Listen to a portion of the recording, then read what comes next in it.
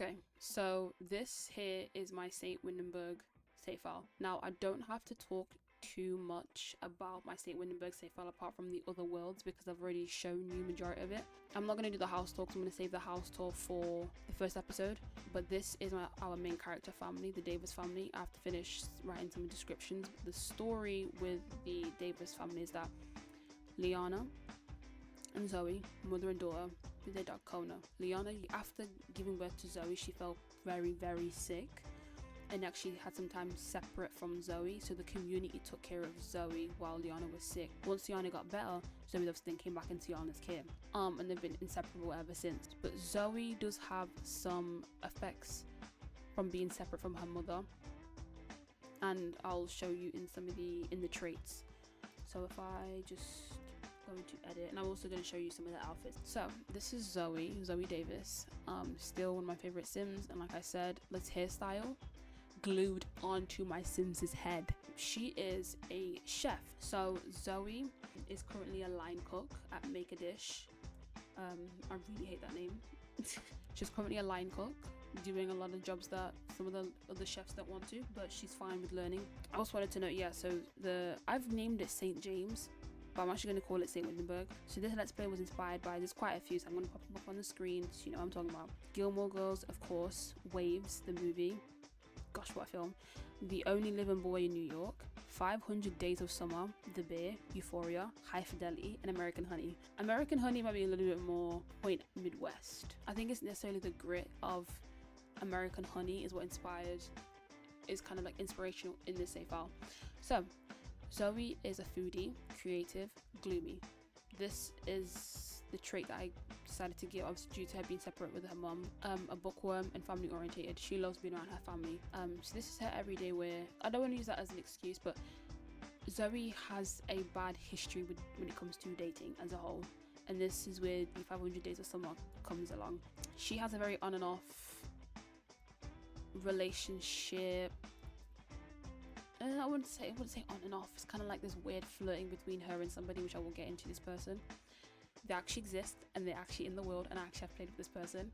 And he has a heavy story as well. So Zoe has this kind of like weird flirty on and off person with this guy, and she's a little like confused on what to do. Oh, sorry, this is her formal wear. This is what she would chill out at home, and the rest is just what she would actually wear day to day. So he has a very on and off relationship. Not on and off, but like they have a very weird flirty thing with each other. Like you can't really like explain. They can't explain, but like if you was to ask some of their friends, they would just simply say, you guys clearly like each other and should date, but she's not going to tell you that. So they sometimes tend to argue about who's spoken to who's going where, who's flirted with who, why is this information coming back to me, right? It can be messy, but when they're on, they get like a house on fire. Sorry, so I just went through athletic, sleepwear, and now we're at a party wear, which I really do like. And her party wear outfits, because some of these locations that I've got down, it's eating. So yes, this is some of her party wears. This is her swimwear. Again, she has a full body suit of tattoos. That's just how I wanted Zoe to be. I just really liked it. And this is her hot weather wear. So yeah, the story with Zoe is gonna get a bit messy. Liana's is a bit more nicer, but Zoe is to be messy, like, and it's not supposed to be good at all times, but it's because of her habits that she might have and her gloominess that kind of like changed her perspective on a lot of things. So that's her hot weather wear, and this is her cold weather wear, which you just saw her in. She was wearing this because she was just taking Kona on a walk the last time I left her, and this is her cold weather, which I really like. It gives like, you know, just everyday wear. These are some of her outfits. She didn't actually used to look like this before. I actually had to come and like change her outfits. Like I think this might be the 4th time, but this is how it looks up close. And a cute detail that her guy friend will not tease her on it, but kind of mentions a lot to her, is her little chipped tooth. So Zoe, when she was younger, when she wasn't in the care with her mum, the community was kind of taking care of her, she actually got into an accident and chipped her tooth, and I kind of like it because it makes her look, you know, real. So this is her mother Liana. Liana is an absolute sweetheart. She is family orientated, good, neat. loves the outdoors, and generous. She has the aspiration of a super parent. So Liana has this very like beach mom type of style. I was kind of thinking like very Malibu style. She's very relaxed because Liana grew up that way in terms of being by the lake, being close by a lot of animals and horses and stuff. So she has a very relaxed style. So she doesn't do much with her hair. She kind of can't be bothered anyways. And I think because of her illness, she might have taken her hair for granted, so now she just lets it be. So that was her everyday wear. This is her formal wear. Now formal wear can be quite relaxed as well because she actually is a therapist. Now this is more like official dinners, but yeah, so Liana is a therapist. She also does something like life coaching, but when I say life coaching, I mean very loose. I think we're slightly a bit traumatized from life coaches for real, in real life, so I don't want to use the name as like life coach, but she's a therapist. But this is what I meant when I say my evolution of creating Sims. I think they look a bit more realistic. Yeah, I just think it helped like my evolution in creating outfits as a whole that I actually wanted to like put my Sims in. I think for some reason I was struggling for a little bit, but then I got the hang of it at the time. Well, at the time I was struggling with it, then I got the hang of it recently, and I feel like I haven't been able to let it go. But anyways, yes, this is her athletic wear. Again, she's very laid back, very chill. This is her sleepwear. She wears a lot of flip-flops. She's very, very relaxed. So this is her party wear. I really like it. Again, I don't know, I'm supposed to say that she's relaxed. This is a bit more dressy. Now the story with Liana is obviously that she had Zoe, and because he wasn't interested in the first place, she was like, oh, you don't care? Okay, I'm out. And with Liana, we are going to follow her love story. It might get a little bit messy, but we are going to follow her love story anyways because she's deserving of love, and that's something that she's been telling herself for a very long time after going through her illness, being separate from Zoe. I think she just took her time with dating because obviously she wanted to rebuild that trust and relationship with Zoe. And Zoe obviously got into cooking. I didn't even mention this, that Zoe got into cooking because she wanted to make better desserts and food for her mother to enjoy when she was with her mother, whether that be when she was in the care of the community and then when she got back with her mom. So that's Zoe and Liana. This is her cold weather. I think it really fits the world of 𝗿𝗺𝗺 too. Yeah, so that's them, and then you have Kona. Kona's in his outfit because Kona was going on a walk. Oh, what a retriever. Honestly, too cute. So I think that's the only difference in terms of like who's involved. We have the Davis family here, we have the Maguires, which are obviously their local neighbours, and I think I only put these homes here because if you look at like map wise, this is obviously the back area of 𝗿𝗺𝗺. Still very residential, but it has way more. I'm gonna add way more retail lots. The same, the Harbour Quarter mini mall, the warehouse is still here, the old Quarter Inn is still here, the Waterlock Diner, Little Fish, the Norwal, Quad Manor Library, Factory Run Bookstore. It is all here. That's Old Platts, top of Old Platts complete. I just have to do here. I was thinking of adding like a police station, or like I wanted to like a retail shop. When I was playing in the safe file, like placing everything down, I ended up having like, I did put a police station here. I ended up deleting it, and I was thinking of putting a retail shop. Of what? I have no clue. But then I also went back on my idea. I was gonna put a retail shop here, and then I was gonna put a supermarket here, or I was just gonna put just a supermarket and then a police station here. I truly have no idea. I don't know if it makes sense to put a police station right next to the warehouse and something else is gonna be here. I don't know. So I'm trying to think like, oh, voice crack. I was trying to think like what makes sense for sure. This home is getting bulldozed. I'm actually gonna put something else here. I wanted to see, oh, this is what I should have done. Okay, this is what I mean when I said that the world is different. So it might look that way in terms of like, from the map view, but this is what 𝗿𝗺𝗺 actually looks like. Here we go. So like, for example, if I do evening or like nighttime, this is what I mean when I said the world of 𝗿𝗺𝗺 looks completely different. So I've tool modded some like little details in. I've got like a little bench back here, which actually isn't usable, but it's fine. But this is like the Maguire household. It's just, I've went into the build mode because I've tool modded quite a lot of stuff in there, like just trees and bushes and advertisement and whatnot, just because sometimes, to me, I'm sorry, but Sims World can look a bit, not boring, but it kind of just looks a little bit empty, you know? But this is all tool modded, for example. Oh my gosh, I make myself feel sick here. But yeah, I had a tool modded, like a little parking space, and you know, to pay for parking, and you've got like a little bench here as well. Just like little details, because I just felt like it needed to look a bit more lived in than what it did before. I chose not to add anything else past this point. This tree is a part of the actual little fish lot, but I didn't add anything else past this point because I just thought, okay, let me let my oh my god, at nighttime, look at it light up. See what I mean?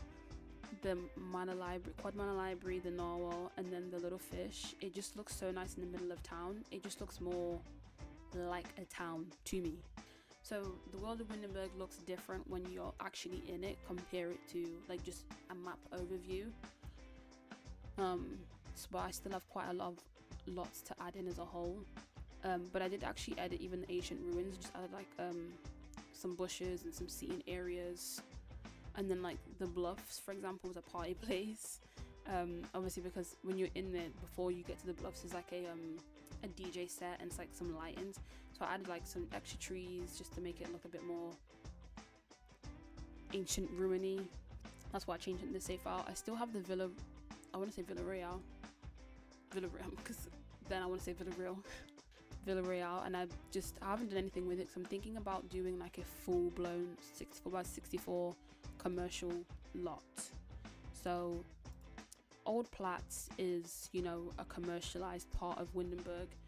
You've got a lot of, you know, libraries and bars and restaurants and hotels, and you're gonna have like a retail shop and whatnot here. I was also thinking about putting in a rave, but I don't know how I'm gonna do a rave, but I've surprised myself a lot this save file and I'm gonna do it.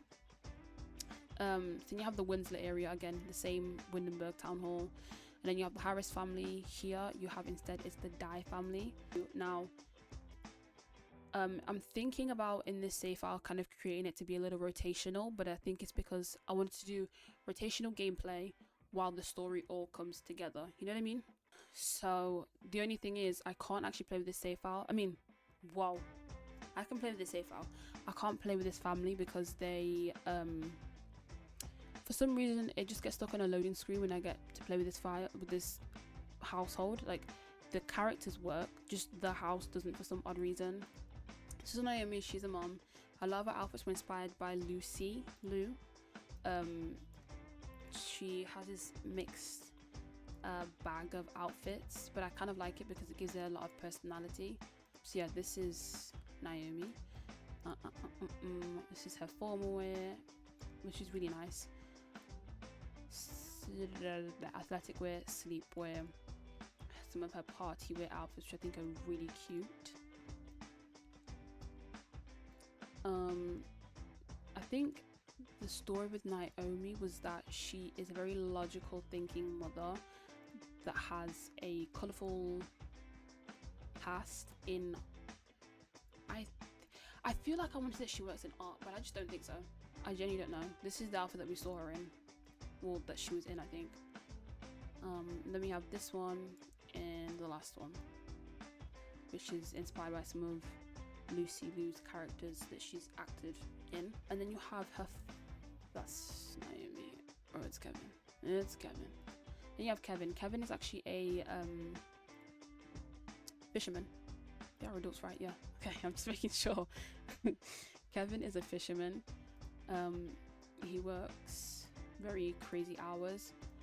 But yeah, no, he's more of like a local Windenburg dude who have two beautiful kids, and they all get really, I can't remember to show the rest of the outfits, but it's fine. They all get along well as a family. And to be honest, I'm not gonna lie, when it comes to my male Sims, I don't even put that much effort into them. I kind of be bothered. But yeah, no, they get along really well. Him and Naomi do, so the kids. He has, you know, that very laid back style because that is just Kevin, and because he works mainly as a fisherman at ridiculous amount of hours, the layered kind of type of outfits for him. And then this is, I want to say, well, 𝗶𝘁'𝗀. Yeah, this is 𝗶𝘁'𝗀. This is a character we are going to see pretty often because she is Zoe's friend. 𝗶𝘁'𝗀 has this peak, again, 2010s Tumblr outfit. So a lot of the boots with the socks showing, layered outfits. The thing that irritates me the most though, I did so well decorating her bedroom, right? And I was gonna do a shot of where like Zoe stayed over at 𝗶𝘁'𝗀𝗺, or was just chilling at 𝗶𝘁'𝗺's for the day, and it's gonna have a shot about them like gossiping and like them sitting in the bed and talking towards each other, because I had like her 𝗶𝘁'𝗺's bedroom faces the front of the house and it has such a beautiful view. Can't use it. Yeah, I can't use it, and it's okay, is it? But whatever. And yeah, did I put stuff onto her? You know, if I did, cool. She looks good though. Yes, this is some of 𝗶𝘁'𝗺's outfits. I can't remember what she works as. I really don't know. Really don't know. But her outfits are so cute. Super cute. I think it's consistent theme overall. What shoulder tattoo is there? Oh, I know exactly what. Yeah, I know what set this is. Yeah, see, there's some of her outfits. Screams like 2010s fashion. I had to do quite a lot of research for this. I was gonna say, I do have a Pinterest board for this save file as well. This Pinterest board is huge. It has like 44 sections, has 1.1k pins, and it's obviously gonna keep growing because I'm still trying to finish the save file. So if you want me to open up that save file to see, like, you know, each character's like ideas and developments, what type of stuff, just let me know, because I'll open it up for you guys just to see, you know, any ideas. So yeah, and that's 𝗶𝘁'𝗺, and then her sister 𝘄cie. This 𝘄cie is so cute. 𝘄cie has a very outdoorsy style because she's a bit more yeah, she's an outdoorsy person. She likes being outside. She likes collecting things, digging for frogs and stuff like that, playing with like catching fireflies and that type of thing. So she has, yeah, a very outdoorsy style, but it's also because she's quite close with her dad, so sometimes she's wanted for a very long time to go on a fishing trip with Kevin, but obviously she can't because one, it's his job, and two, taking her out there can be quite cold. She might not be used to it. But yeah, this is 𝘄cie's outfit. I think it's so cute. And Kelly is the family pet, but Kelly is more of 𝘄cie's pet. They have a 𝗶𝘁'𝗺's dog. What? She has a 𝗶𝘁'𝗺's cat, and I think it's so cute. I just wanted to give a quick overview that we're not going to be being able to play with, but only if it's outside of their home. This home is getting bulldozed. I have an idea of what I'm going to do, and then in this home, 𝗿𝗲𝗺𝗿 cottage is going to be a family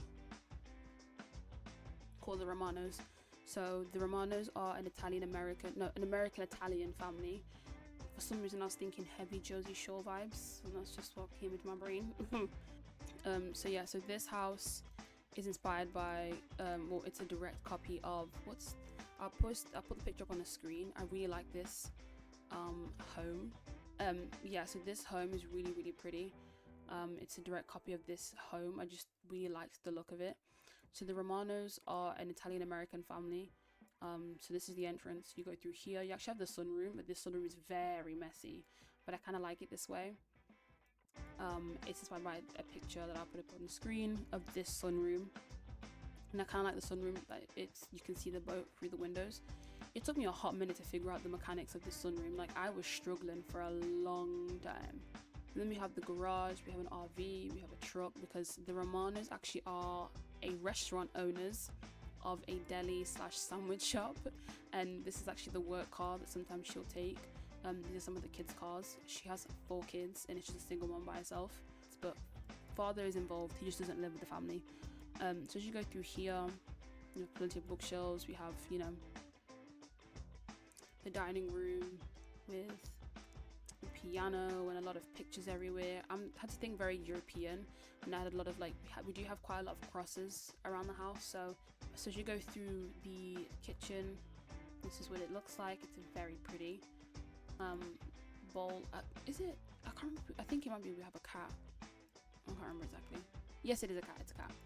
My brain went blank. And as you go through here, you have an open living room. I think it's very cozy, very sweet. It took me a second to, again, decorate this house. This is another house that I built myself, and it took me days to like decorate, and I got pissed off with it. I'm not gonna lie, because I was just like, why is this taking me so long? And then as you go through the living room. Back here you have the door just to go outside. In general, there's so much space, but you have like a spare bathroom, and then you have a closet in the hallway. And as you go through here, you have the first daughter's bedroom. So I think this is not Gianna, because Gianna's upstairs. Is this Grace? This might be Grace Romano's. Yes, yeah. So this is Grace Romano's bedroom, and this is going to be Zoe's friend. She's a very romantic, vintage, outdoorsy bedroom that again had a ton of details. You got, you know, her makeup stuff, hand sanitizers, perfume, iPods to listen to music while she's getting ready. But the thing about Grace is that she loves being outside, so it has a bit of like an outdoorsy theme to it. So that's why there's plenty of plants around. And then you have her bathroom. Sorry to do an over top view, but it's the best way. Yeah, this is her bathroom. Yeah, I don't know what to say about bathrooms, but they're pretty nicely decorated, you know. And then she's got this huge dryer plants up top. So yeah, so that's that side of the house. I've pretty much done downstairs done downstairs. And then upstairs, as you walk through here, we do have our what is this called? Treadmill. There you go. We have our treadmill. And then this is the hallway. So as you go through here, this is actually Sandy's bedroom. I thought very warm, a lot of reds, browns, golds. So yeah, this is her bedroom, filled with a lot of like restaurant file stuff, old things that her parents gave her, clothing, boxes, keepsakes, watches, perfumes, and then sometimes the cat comes to stay here. And this is her bathroom that she shares with her daughter Gianna. So when I did this bathroom, I instantly thought 2010s gold bathroom. But I don't know why, but it's just the first thing I thought of. I was thinking a little bit of the 𝘄cie𝗂𝗿 house when they went to Italy. You know, that like a lot of like stone and gold detailing. For some reason, that's just the first thing that came into my head, so I just went with it. And I really like this. It's pretty simple but effective. So that's her bedroom. Well, that's her bedroom and the bathroom that she has the door. And then if you go through here, you have her daughter's bedroom. So this bedroom is by 𝗿𝗲𝗺𝗍𝗿's bedroom in Vampire Diaries. So this is Gianna's bedroom. She is more of like a vlogger, beauty influencer. It's kind of like what she does. So yeah, this is her bedroom. She's obviously got her cameras out and whatever else here to edit and record. You have a recording on her phone. She's got all sorts of type of stuff here, and I really like it. It's girly because I think sometimes I can go with the same theme, so I was trying to change up a little bit. So as you go through here, obviously you go through this corridor. We have a closet and it's an open seating area, and then as you go through this door, you have one of her brothers. I think it's David. Yeah, her brother David Romano. This is his bedroom. I have quite a lot of like LGBTQ plus like positive things around the bedroom, just for him to like, you know, it took his family a while to also understand, but they've accepted him. This is his bathroom. My brain is going blank. I think I've yapped for so long that everything is just disappearing. But this is his bathroom connected to his bedroom. I really like his bedroom. It has this like very like lightness, airiness to it in the blues and the greens and the creams, and mixing the dark browns with the light browns. I really like this. So that's his bedroom. And as you go further down, you have this first door. This is actually just the home office, because Sandy's restaurant doesn't have an office in there, so she tends to do a lot of the work from home. So she has like her agenda and her what is this called? Yeah, her folder, like her restaurant's folder. Here I'm gonna fill up pictures with her and her kids. And then I've got like here pinboards of like recipes. So you've got soups and steaks and spaghettis, and then there's just like a list of like reminders that she needs to do. And then here, I think this was inspired by, I put a picture up here. It's like a wardrobe that has shoes, and I feel like Sandy would have a ridiculous amount of shoes and bags, so I filled it up with like boots and heels and trainers and bags and whatnot, which I really like this touch. And then this is her brother Daniel's bedroom. It's very messy. I don't know what vibe I was going for. I think I have like one picture that I was inspired by, and that's like pretty much it, and I just kind of went with it the entire day. I wanted it to look like he might have grown up but his bedroom hasn't. And I think at the time I was rewatching Freaks and Geeks. Just has this shit everywhere, and that's literally how his mom would say, like, you just have your shit everywhere, can you not clean up? And he'd be like, yeah. He chills in here as well with his computer, and his mini TV, and he's got a speaker as well. And then as you go through here, you have his bathroom. So his bathroom is pretty simple as well. It's a little bit messier than majority of his siblings. That's just because he literally doesn't care. And that's the Romano household. I haven't added them in yet, but I'm going to create them. Let me know if you guys want a update of my save file, because I can just like put my head down, finish this entire thing, and then be like, okay guys, here's the first episode. GG. So that's the Romano household. Yeah, they do have a lot of maintenance troubles because this house is pretty old, but that's just their home. Then we have the Williams family. This is the most recent house I built, and I love it. So the Williams household, the story with them is that they've just recently moved to 𝗿𝗺𝗺𝗿, specifically the crumbling Isle. Obviously this is glorious real high-end real estate, so I'm still thinking very Hampton style homes only. So the Williams household, or the house that they live in, was their vacational home. It was a vacational lakeside home, and then they eventually ended up moving into the home because they were sick and tired of where they used to live. The father, 𝗿𝗿𝗺, is actually a doctor, and they weren't really satisfied and happy with where they were working and living, so they actually decided to move into their vacational home. And at first they were going to like find another home to buy, but they actually just love the vacational home so much they just stay here now. So yeah, this is literally a lakeside home. Like, so the view on this side is just straight sea, and then on this side is the dock, and it's just straight sea. This might be one of my favorite homes I've built so far. This is a combination of two homes that I saw on Pinterest, and I mixed it together. Again, I'll put it on the screen. But yeah, so this is their home. So as you walk through here, you have the entranceway, you have the house phone, pictures of them all together, you know, where they put their shoes and coats and umbrellas.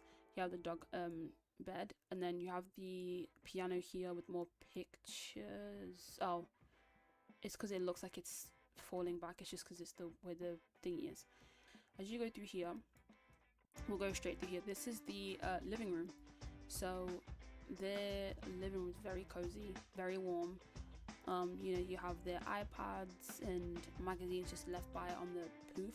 Sometimes when the parents aren't home, Kendall, which is the daughter, and then they have a son named Jaden, they'll sit here and just like entertain their friends and joke around, and they'll sit and drink with their friends and play games and stuff like that, which I really like. It's a very open, like airy spaced living room. And then on this side you have like a mini office. So sometimes 𝗿𝗿𝗺 will, when he doesn't want to go into the office, he'll sit here and keep up to date with, you know, his clients and what's going on in the office and what's going on at the hospital, and if anyone needs help. And then in here you have a bathroom. So again, very white blue themed bathroom, which is very pretty. It's just a bathroom that, you know, if there's no shower upstairs, there's a shower downstairs. And then down this corridor you open these double doors, which you can just go through here if you want to. Okay. It's actually the kitchen. So this is the kitchen, very warm. Again, you have a little fireplace, you can sit. Sometimes when the family are together, they'll sit here and chit chat while they have their coffee machine. I feel like every doctor, every person has like a coffee machine, so I did that. But then on this side I did like some of their essentials, so just because I feel like, not the security system, but kind of. But yeah, this is the rest of their kitchen.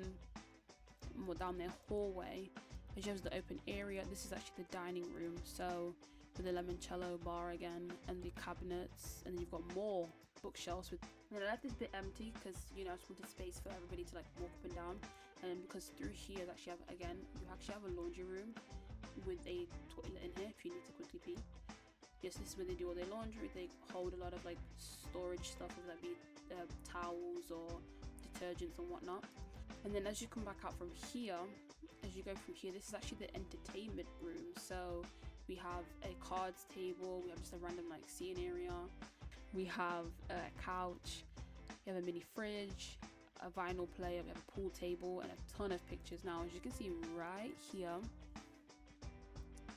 this is where Jaden and his friends do some other business. They do some other stuff.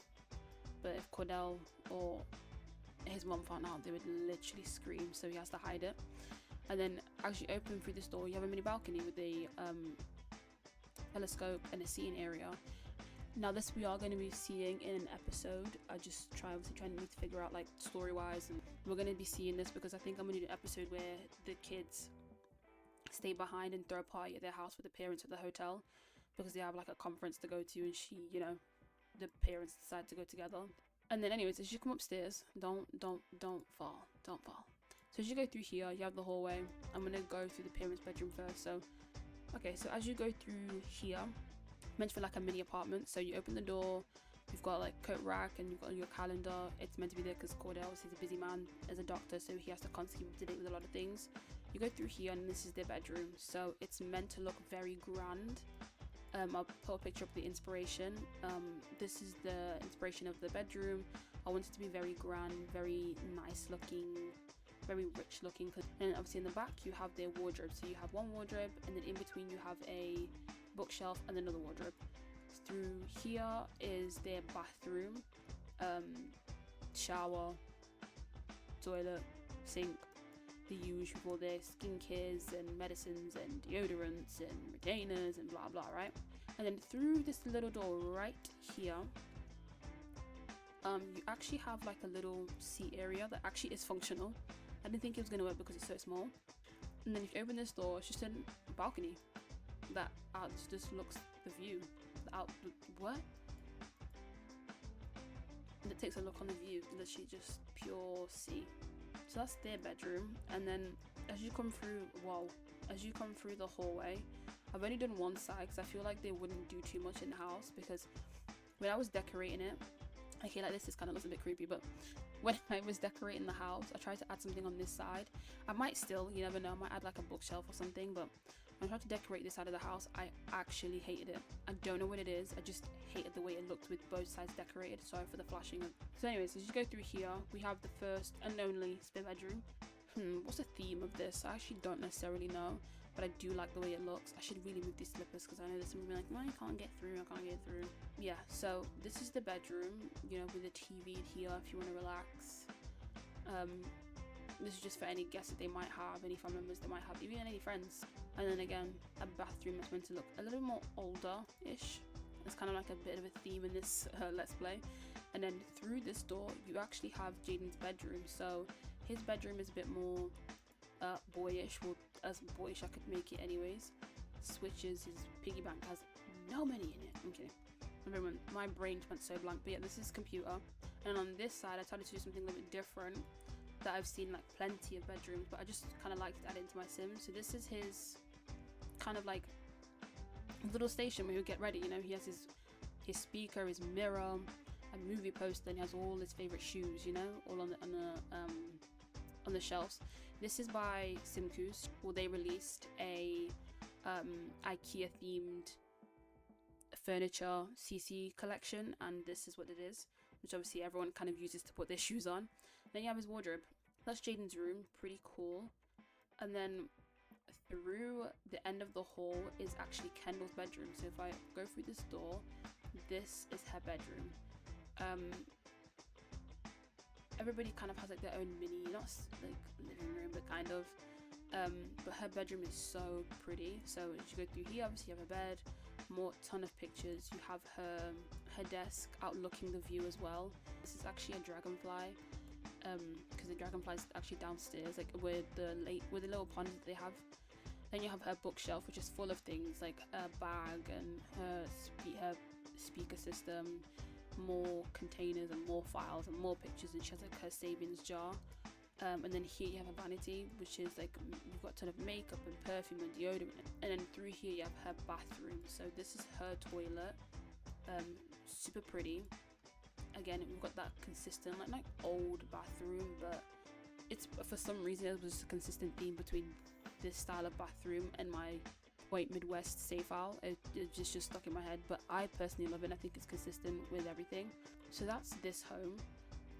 I can put this home in the gallery as well. I built this home myself, so if you would like the home, let me know.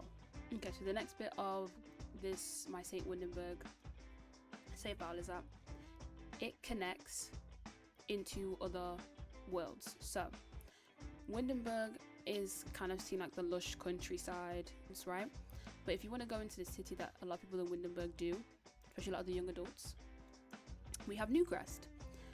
So I actually completed Newcrest. This was the first world I actually completed. It's so nuts. I still can't believe it. I actually completed this. So a very small neighborhood in the corner. We have the laundromat and pharmacy, and then the strip, which is, well, I'm gonna nickname it the strip, and you're gonna, in machinima shots, we are gonna see some of these sims called the Ridgeline Drive, the strip. But yeah, so on the strip you have Sandy's. So if you hear me obviously talking about the Romano family, this is the restaurant that they own. I as well built this restaurant. I built a large majority of the lots here, so this is just me kind of like going over a quick overview so that, you know, when we get to recording the save file, I don't have to show so much. But this is a restaurant, which is the sandwich / deli shop that I built. I'm very, very, very proud of this build. Let me tell you something. And then, oh, that's another thing. If you think Newcrest looks different, I tool modded these trees in because, again, I needed it to look a lot, because there are trees everywhere, so you know, why not? Okay, so this is how Sandy's looks like. I have this already not downloaded. I already have this saved into my library. So again, if you want me to put this in the gallery, I can for you. A lot of this doesn't use too much CC. So yeah, this is Sandy's. This is a sandwich shop / deli shop. So pretty much what they sell here is sandwiches and delis. You know, you've got the chef's outfits, the waitress's outfits, the host outfits, all black. And then the menu is pretty simple. You know, you have waters, cokes, fantas, orange juices, sprites, 𝗿𝗺'𝗺𝗿, beer, and then appetizers, popcorn, kettle corn, mac and cheese, bread roll, chips, french fries, onion rings, potato wedges, mozzarella sticks, hot wings, and barbecue wings and cheesy chips. That is Sandy's. You can come in for it every day. Sandy's for me, and how it's going to be used in my save file, is that it's kind of like this place that everybody kind of comes to after drinking, after a night out, or you just want to come in to have fun, because we have seating areas in the back. So this is how it looks from the side. It's that it has a huge, you know, it has these lights at the top, and they light up at night, and we have someone busking here to sing for everyone, and people will sit here and eat their sandwiches and smoke and talk and laugh and whatnot. First of all, let me show you what it looks like at night. It's not gonna do it, is it? So yeah, this is what it looks like at night. Very, very well lit. But you see how, for example, even just this has a machinima shot. I could have Zoe and her love interest, which I'll get into soon, sat here, or Zoe and her friends chit-chatting amongst themselves and like spread across like 2-3 tables. But yeah, so that's Sandy's. This is the back of it, which you've obviously got the bins and stuff. You do have a tobacco machine, and then you've got parking space, and then back here you actually do have like a kids area. So we have a pirate ship and some swings and some monkey bars, because I feel like it's an everyday shop. So as you get into the actual restaurant, we go through this door, and here we are, just like an old deli. So these tables here are custom content. I don't think that these tables are. The only thing here on the table that's custom content is this little plant right here. Of course, if you want any of the lots that are in this save file and you want it on the gallery, just let me know. Or if you want it emptied, I can empty it out and then post it on the gallery. This is the deli, pretty tight, close. Of course, you can sit up here, you can sit on the tables. I haven't play tested it though. This is the desk. You know, I feel like I put these bags up here because I was thinking maybe someone wants to buy a few ingredients, or I was thinking like someone to do, you know, like Deliveroo, Uber Eats, someone to collect a bag of sandwiches or a bag of ingredients. It's all up here. You know, you have a desk, you have a up top here shelf full of wines and garlics and stuff. Here again, I really like this area. Like if you just sit here, you will see them cook the thing. So you'll see them cook the sandwiches right here. Then we have like a little thermostat just to be like, you know, to take care of like how hot it is in here or whatever the case may be. We have the menus up here. We have a retro. This is custom content, but this is like Animal Crossing conversions. So so is this gumball machine here. So we have like vintage retro ice creams, and you can make slushies and whatnot. We have beers, of course. People like sometimes it's sandwich with beers, and then through here is the actual kitchen that sometimes people out here can see them make the food. So yeah, so this is the kitchen. I really like it. It's pretty simple, but I still like it. And then we have a snack machine here. I don't know why I put this here, but whatever. And then through here you have the bathroom. So this is the entire huge bathroom, but I think it makes sense. And I think I was thinking of doing a scene of the girls, like someone revealing a secret in the bathroom, and it's like, what the hell? And then you have to kind of like go back outside, or you come back out of Sandy's after having to act very calm. And then now this was supposed to be, you know how in the bathrooms you have like those dispensers that, like, you know, if you ever need like a pad or you ever need like a tampon, that's what it's supposed to be, but obviously we don't have that, so I had to improvise with this. Yeah, so that's the bathroom. And then no, and then as you come back out here, you have the station of like cleaning stuff up. Sandy's is obviously a restaurant, but it's a less serious of an establishment. And here you have like a mini staff room, very small. Yeah, and that is Sandy's. This is my favorite, one of my favorite builds I've done. Made so much sense for the story, made so much sense for I just couldn't wait to record something like machinima wise. And then I obviously tool modded some of these lights and the benches here because, well, I think sometimes the streets can look a bit boring. So yeah, that's Sandy's. So yeah, so the description on Sandy's says, your local deli / sandwich shop owned by Newcrest legend Sandy. Come anytime, it's always a party. So obviously Sandy lives in Windenburg, right at the outskirts of Windenburg, but she obviously travels here to Newcrest for a restaurant. Now next door to the strip is MAD Kitchen. Now, like I said before, when I was talking about Zoe and about her job, which is she's a chef, she's a line cook at Make a Dish, which I fucking hate that name. I ended up cutting it short to MAD Kitchen. It says art center, but it is meant to be like a kitchen. Probably thinking, why the hell have you got just a kitchen? Probably thinking like, why the hell do you have a kitchen just next door to Sandy's restaurant? So this here is MAD Kitchen, which is next door to Sandy's. MAD Kitchen is meant to be like a lot of like practicing your skills. So imagine like it's not the same, but you know, like how in the beer they have obviously the back kitchen where they tend to practice, like they do run-throughs of the menu, they'll change up things there, they'll have meetings there.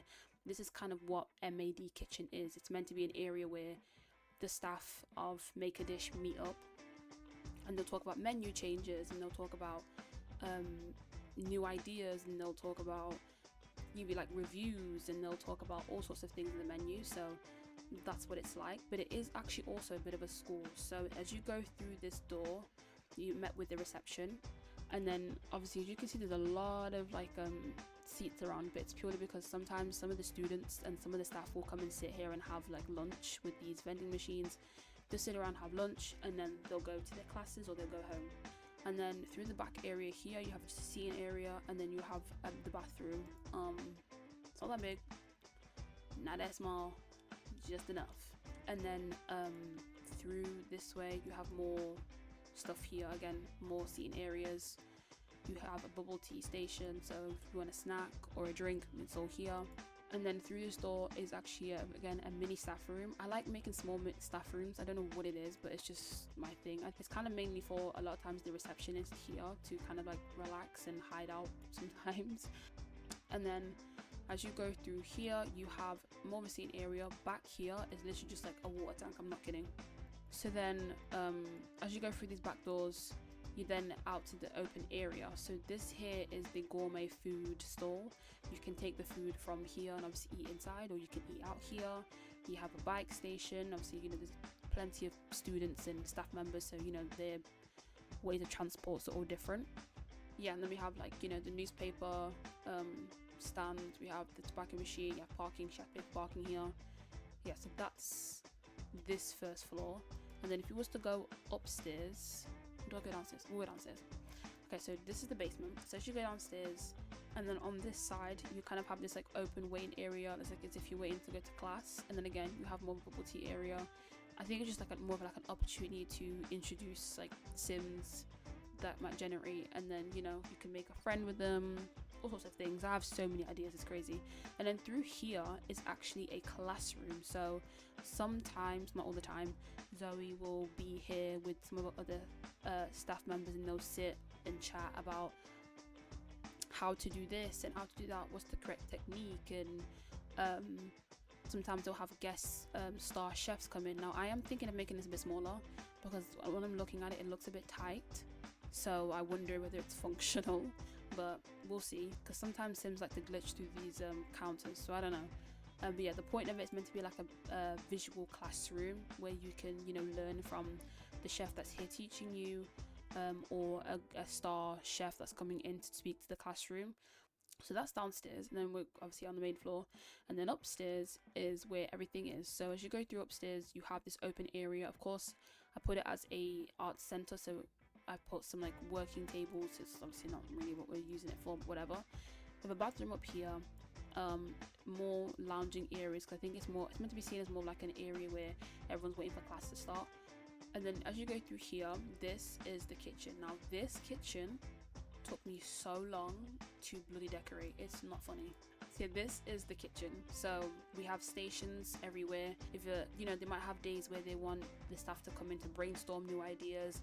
Sometimes they'll actually just sit right back here and just talk as a team about reviews that came in, good and bad. They'll kind of talk about their ideas. They will, you know, talk about anything to do with the kitchen, whether it be they need a new layout, or you know, they're running out of ingredients, they've got to go and buy wholesale things. You know, that's just like typical kitchen stuff to talk about. And then the main chef will sit up here and talk and while they demonstrate. Yeah, we just got a ton of detailing. You know, people hang up their coats and stuff, make sure your hands are clean. And then back here on the wall is meant to be like a area where like letters to the kitchen as a whole, so they kind of keep it up here. And then here's meant to be like a schedule for some of the staff members, and then here's meant to be like files and menus. It's meant to be like a file board of like all old, new, scrapped ideas of the menus. And then back here we have the storage room, which has got a ton of ingredients. So you have tubs and tubs of food. This is custom content. I think the kitchen needs a lot of it in here, so obviously they experiment quite a lot. And then I kind of left these two stations back here kind of like in a messy state, because it's kind of like, you know, what they would clean up and what they wouldn't. But I really like how this turned out. It took me a hot minute to figure out how to do this, but I did it, and I think it looks great. So that is my kitchen, and we will be seeing my kitchen a lot, because I think when Zoe needs to, you know, when obviously you've got a career, you've got promotional tasks, I think I'm actually going to get Zoe sometimes to come to MAD kitchen with her not class members, with her staff that she works with, and come in the kitchen and kind of like practice on their skills, and you know, make sure that all their promotional tasks are done, and then they'll all go home, you know. So I think that'll be a nice element of, instead of doing a promotional task at home, it'd be nice to actually do it somewhere else, and you're kind of seeing how the world kind of works instead of just doing it at home, which is a different touch, and I'm happy that I came up with the idea. Back to the world of Newcrest. So the other building that I did was Civic Arcade and Movies. So this building is what it says, which is that it is a vintage movies and arcade. This is meant to be like a fun area for the locals of Newcrest, or you know, people coming from Windenburg over to kind of just enjoy. So this was inspired by 𝗿𝗺'𝗀𝗋𝗋's video on a downtown arcade, and it was the Sims 2 video, and I was so inspired by that entire video that I literally just created this. So yeah, this is the entrance way, again with a ton of street detailing, because that's how I like it. So as you come through here, this is the fun arcade, and we've got a ton of like bright lights and a ton of posters and a ton of things. So here we have like a computer, we have a photo booth, an arcade game, some books, We have, you know, speakers and machines. This is like things to like collect. We have darts and movie posters because upstairs is the movies, and then back here is a bathroom which is like pink themed with like yellow counters. I actually had to go and like, I was wanting to do some like color blocking, so, and like what colors are complementary to another. So then on this side it's exactly the same format, except it's not two photos, it's just two arcade machines with the computer here as well. This is the front desk if you want to buy any toys. I took inspiration from this from my town de grill. So in my first version of St. Windenburg, I did a town hall and then the vintage movies. The idea, I just took this idea of the front desk. So if you want to buy anything like toys or sweets or any of these my Sims trophies, I put it all up here. Or you want to pay for a slushie or snacks, it's all here. So yeah, we've got a ton of tables out here, and then again it's exactly the same on each side. And then the bathroom as well, which is color blocking, which is this side is blue and the counters are red. And then each side has an exit way, so for majority of the staff, you know. So yeah, and then back here you've got parking spaces and more bins and whatnot. So then if we was to go upstairs, we're met in this corridor. So again, ton of pictures with menus of like what is here, so you can get like a snack of like a bubble tea machine. And then on this side is like, I think what I'm thinking of is you go in through this way and you leave that way. And then you've got bathrooms, again, color blocking, same color theme, yellow, pink and checkered floor, and then checkered floor, blue and red. And as you already seen, as you go through here, you actually have the vintage movies. So this is as well inspired by Gilmore Girls, you know, the local movie spot. It has like a bunch of different type of chairs. In the back it's sofas, but then you have like sofa chairs on different aisles and different colors of the chairs. And this side you actually have snacks, so you have a popcorn machine, you have some s'mores, you have some just party snacks as a whole, you have some drinks. I also have like a mini fridge here, so if you want to drink and watch something, you're more than welcome to. And then here's supposed to be like a makeshift projector room. I just don't have a projector. And so yeah, and then a sign obviously to make sure that nobody uses their phones, no taking pictures and whatnot. This side is meant to be used as like anywhere you want to put your bags and stuff, you have come with like bags and whatever. So yeah, this is the movies. This is the Civic Arcade and movies, just like that. Again, I really love this build. This was quite early on into my st. Windenburg 2.0 save file, and I was very proud of this build, even though it kind of looks a little crazy with the missing windows, but you know what, I like it, and that is okay. So I'm going to move on to the next lot that is here that isn't done by me. So on the next lot over, this is Newcrest Theatre and Studio. So I am going to put on the map right now lots that are done by Floorwall Sims, one of the best creators on here, seriously. I used to watch their YouTube channel at first, and then they continue, and then I don't think they were posting anymore, question mark, and then but they were still uploading things onto their gallery. So when I saw some things and I was like, oh my god, this is perfect. So the next lot over is Newcrest Theatre and Studio. So this is something that I want to use as a machinima shot as well as actually use it, which is that on one side it's a studio, on the other side it's actually a concert hall. So as you can see, like I said, one side is actually a studio, and you have the staff room back here and the bathrooms and whatnot, which I think it looks really cool.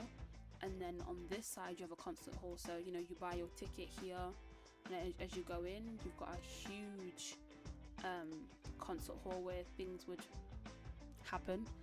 But I do have this, what is it called, a drum set. Where are you?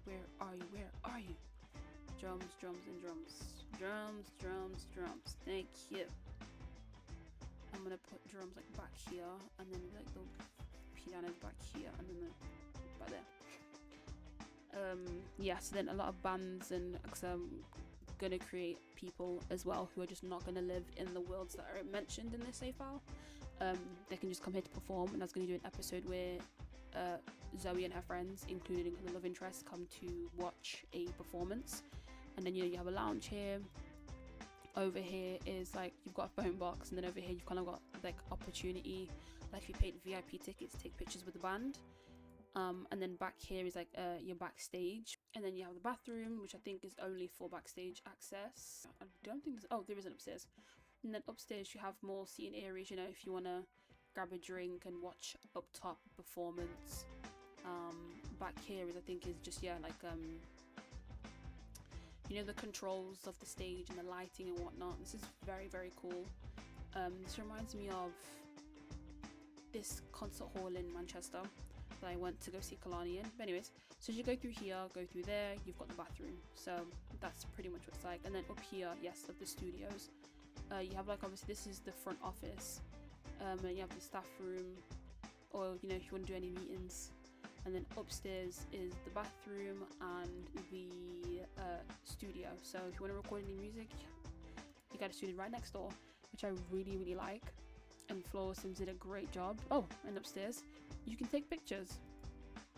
Great. So yeah, 𝗶𝘁'𝗀𝗿 did a great job of this, and I think it looks great in the world of Newcrest.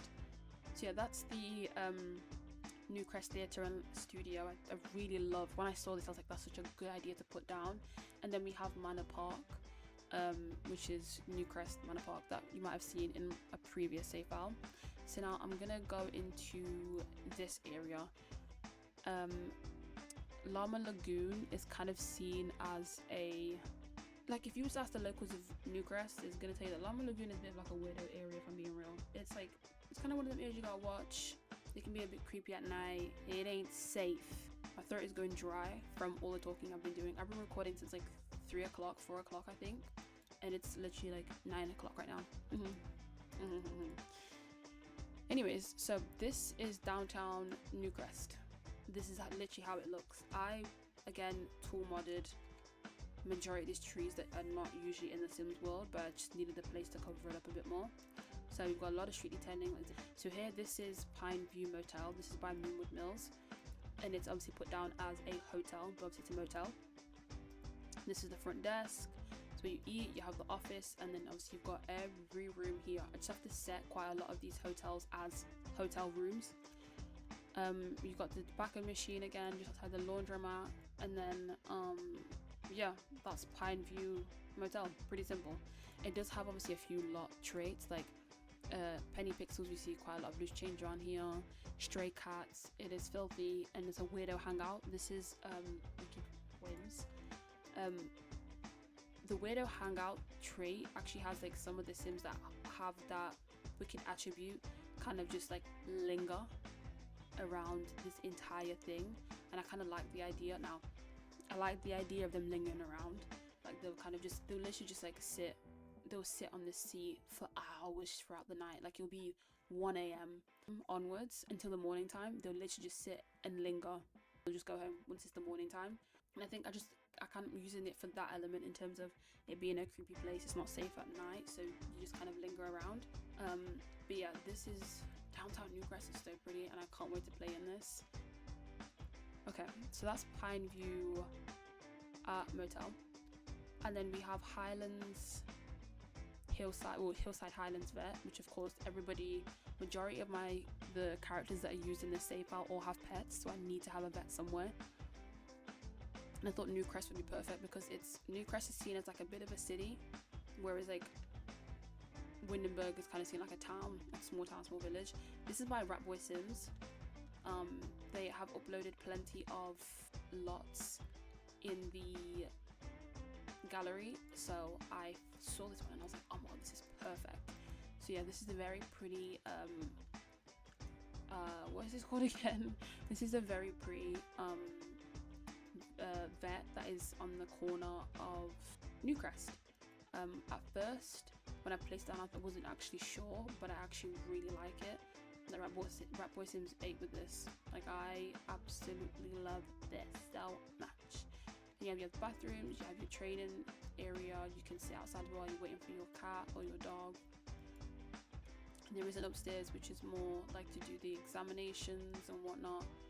You have a whole station where, you know, maybe you could be sat there petting your cat while the doctor's kind of trying to put the information down in its records. So yeah, so this is the vet. I think it's really, really pretty, and there's actually like the entrance is far down, but you kind of can't tell unless you're walking by. Which I'm gonna do so many shots of like Zoe walking by sometimes. I can't wait. This save file is set in, I think it's autumn time, and I think because I've been obviously trying to figure out everyone's like jobs and, you know, setting everyone just as they are in the households, I now have like 10 days. We're now like in day 10 in yes, then we have the blue store. It's by 𝗶𝘁'𝗀𝗿. This blue store is supposed to be, again, a very creepy, not creepy store, but you gotta, you know, go somewhere safe. Be safe, because it's not always a shop you go to, and I'm kind of going to use it as like one of those shops where you might catch like Zoe and her love interest kind of just walking around aimlessly trying to buy something on their way home. But I also put the blue store right next to the local community pool because, you know, I like the thought of like, you know, maybe people out here with their friends chilling in the pool, whatever, and then oh, I'm gonna go grab a snack real quick, come to the blue store, grab a drink, and then go back to the community pool, you know. So yeah, and then it has like a back area, so that's the blue store. Again, I actually tool modded and place this down because I feel like the blue store would have that. But yeah, it does have a mean vibe, and it is a dog hangout. A lot of strays will hang out here. It's filthy, it's grotty. You gotta be careful, use the bathroom. Listen to the advice of the Newcrest people, okay? Okay, so then the next is, yeah, the Newcrest Community Public Pool. This is by 𝗿𝗵𝗺𝗺𝗃. They did a great job at building this. But yeah, this is the lot. It's so pretty. Obviously, we can't use it in the autumn time because it's autumn time, but I'll definitely be using it in the summertime, for sure. So you have like the bathrooms and whatnot, and then you have the showers, and then it's the ladder. That's so smart. So yeah, then you have the, you know, pools and oh crap. Yeah, you have the pools and these little lounges and whatnot. You do have the water slides. You have seats to sunbathing. You have little scene areas, a kiddie pool. Then you have like a, what is it, 𝗶𝘁'𝗀𝗿? Yeah, 𝗶𝘁'𝗶𝘁 kebabs and wraps, which I really like. Truly ate with this. And then you got the other bathroom with the showers. Yes, but yeah, I really loved this. This was really well done. Truly well done. Yeah, so that's the public pool, and I love that when you get in, it's like that. It's that. Oh, I don't know how to explain it. A lot of parks, like public parks and neighborhoods, have it, that like kind of like swirly way of getting in. So yeah, that's that next to the blue store. And then this lot here is by 𝗶𝘁'𝗀𝗿. They did this block here. I just like put it in to fill the space because I didn't necessarily know what I was going to do. And this is where I also got the idea of building my own like mini Hampshire commercial lot. And I think it fits great with the word of 𝗿𝗵𝗺g. Like, so as you're going through here, you have the church. You know, you want to talk to a pastor, you have the bathroom, you have a little scene area, you have the organ. This is all connected. And then, you know, you have the walkway through the church because it's also a graveyard. So that's that area. And then through here, you have the side of a commercial lot, so you cannot enter because it's an empty commercialized lot. So if you ever wanted to own a shop, you could use it here. I know that there is a mod out there that you can use multi-usaged lots. I've never used it before. But through the front here, you have the barbershop. So this is the barbershop. You know, if you want to wait to get your haircut, more than welcome. You want to play some foosball, go here. And you have the bathroom. And then next door to the barbershop, you have a coffee shop. So this is the local coffee shop that most people go to. And then there is a scene area over here, which leads to more scene areas of the cafe shop. I really like the cafe shop. I just thought it had so much personality and it was really cute. Which you can also go through this coffee shop, more scene areas through here if anyone's like stuck in the middle or whatever. And then back here, you have open area scene areas. So if you want more coffee, you have this open area. It's like almost like a back of a park. And then, you know, someone wants to sing, you're more than welcome to, but it better be good, because when Sims don't know how to sing, my god, is it atrocious? Atrocious, I mean. I'm just gonna replace it with this one. Why not? We replace it with the paranormal one with a bunch of pillows and blankets and stuff. So yeah, so that is Twin Oracle Block. I call it Twin Oracle Block because I think this is Twin Oracle Point, like the lot name, but it's an entire block with a multitude of things. So I just call it Twin Oracle Block, and I really like the way it looks. Floral Sims did a great job with that. Okay, so that is Laguna commercial area, and then like obviously the commercial area continues all the way over here. And then we have the laundromat and pharmacy. This is again by Floral Sims. I really wanted this lot down, and I just loved it. Like, I don't know what it was, just having the laundromat and pharmacy close by to the neighborhood of homes, just, I don't know, it made sense to me. So here it is, with like a community, if anyone wants to sell anything, and then with like the flower truck, which is actually the flower shop is right here. And then you have bathrooms and bathrooms and bathrooms. If you go any further, you're gonna end up in the pharmacy, but we'll just step back for a minute. Let's just come back out here. You're in the laundromat. So this is the local laundromat. A ton of clothes everywhere, a ton of things everywhere. It's just how the laundromat is. So people of Newcrest kind of treat it. No one really cares, but that's just what it is. And then through here you have obviously like water heaters and stuff and all type of things. And then here's more storage stuff. And then through here, like I said, if you need anything from the pharmacy, it's all here. So you have protein shakes and protein drinks and bottles of water and perfumes and whatnot. Then you have like lunch boxes and all these miscellaneous things that you can get. You know, if you don't have like something quick nearby, you can always come here and grab it. Yeah, I really like it. And obviously this is where you kind of wait for your prescription. This kind of gives off like, I don't really necessarily know what like the usage is for this, but it kind of looks like, you know, one of those like desks before you enter in a apartment block. It's kind of what it looks like. But then it also, when you look at it like this, it kind of looks a little freaky, if you ask me. It's kind of looking a little over the counter stuff, or the stuff that you're not supposed to be buying. But anyways, there's that. Then you have the back bins. You have a truck back here. Yeah, that is the laundromat. I personally love this lot so much, and I'm so happy I found it. So yeah, so then now we're going to move on to the residential area of the Newcrest, which again I tool modded majority of these trees around here, especially up and down here, and I built every single home here. Okay, so first we're going to start off with the Harris family. Now Amber, again for the second time in a different save file, isn't in. She's actually here because I left it off when she was doing, what is it, the neighborhood rounds, when you know, when you move in, everyone has to say hi. Yeah, that she had like generated for when I was playing with the Rodriguez family. So this is the Harris family. This is Amber. Okay, hi everyone.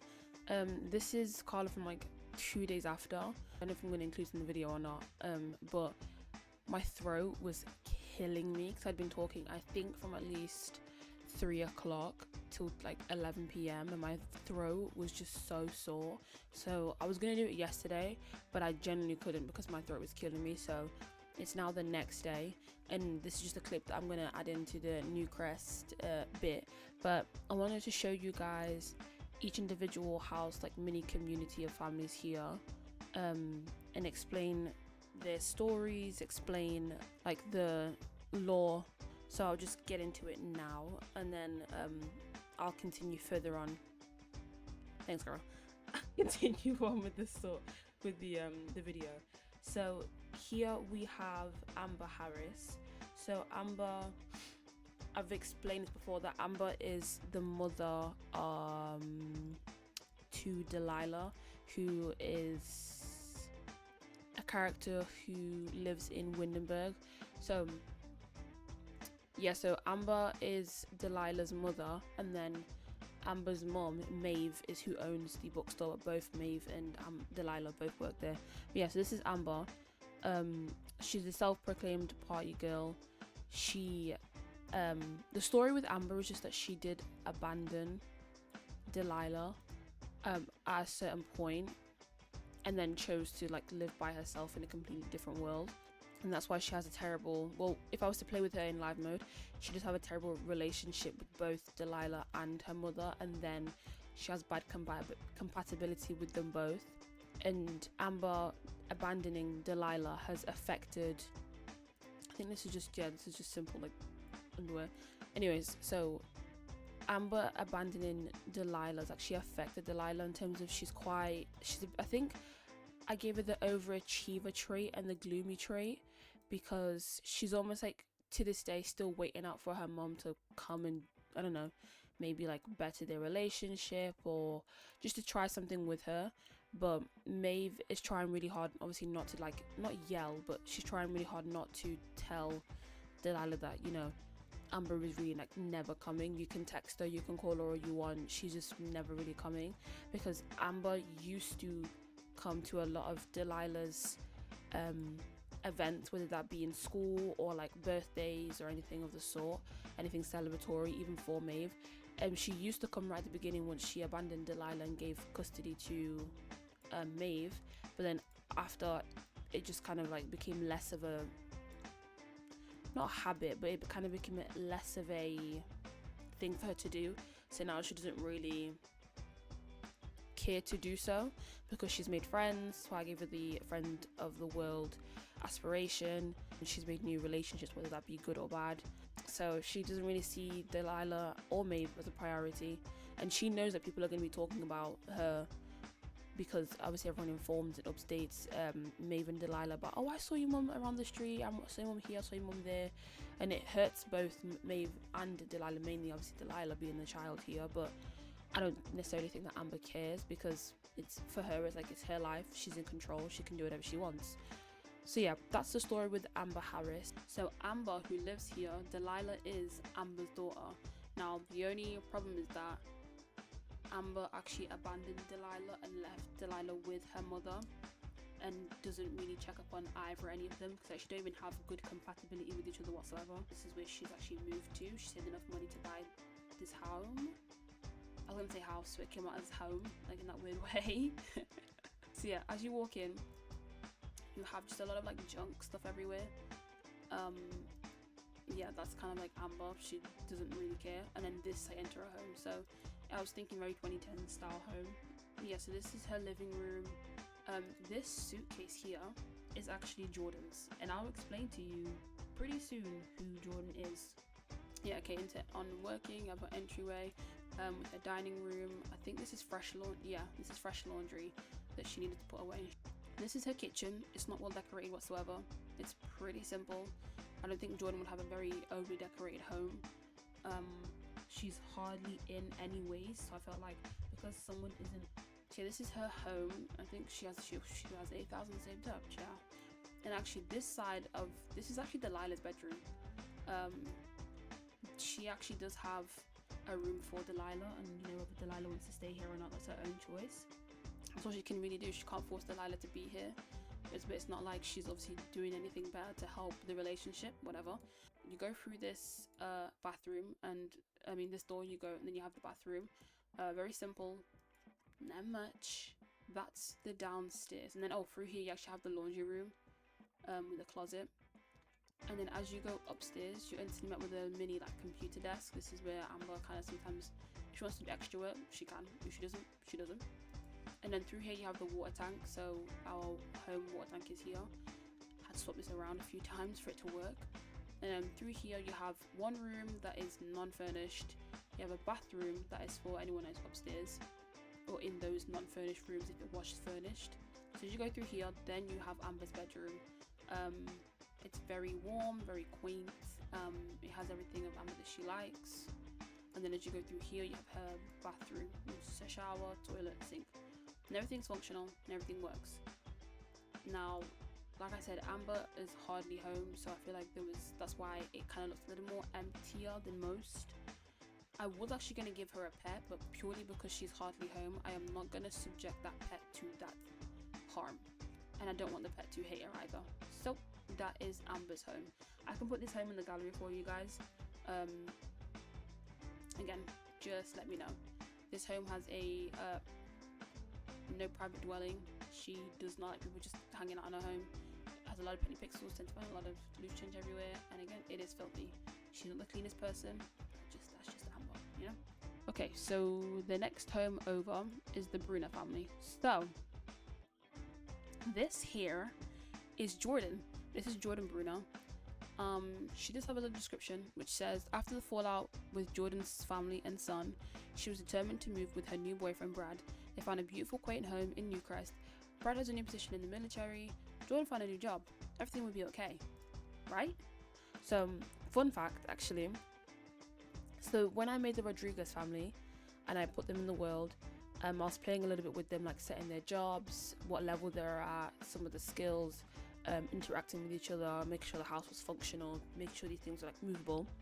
Obviously, then when you play with the family that you just put in the world, you get the welcoming neighborhood thing. I can't remember really the name what it's called, so I could have just made that up.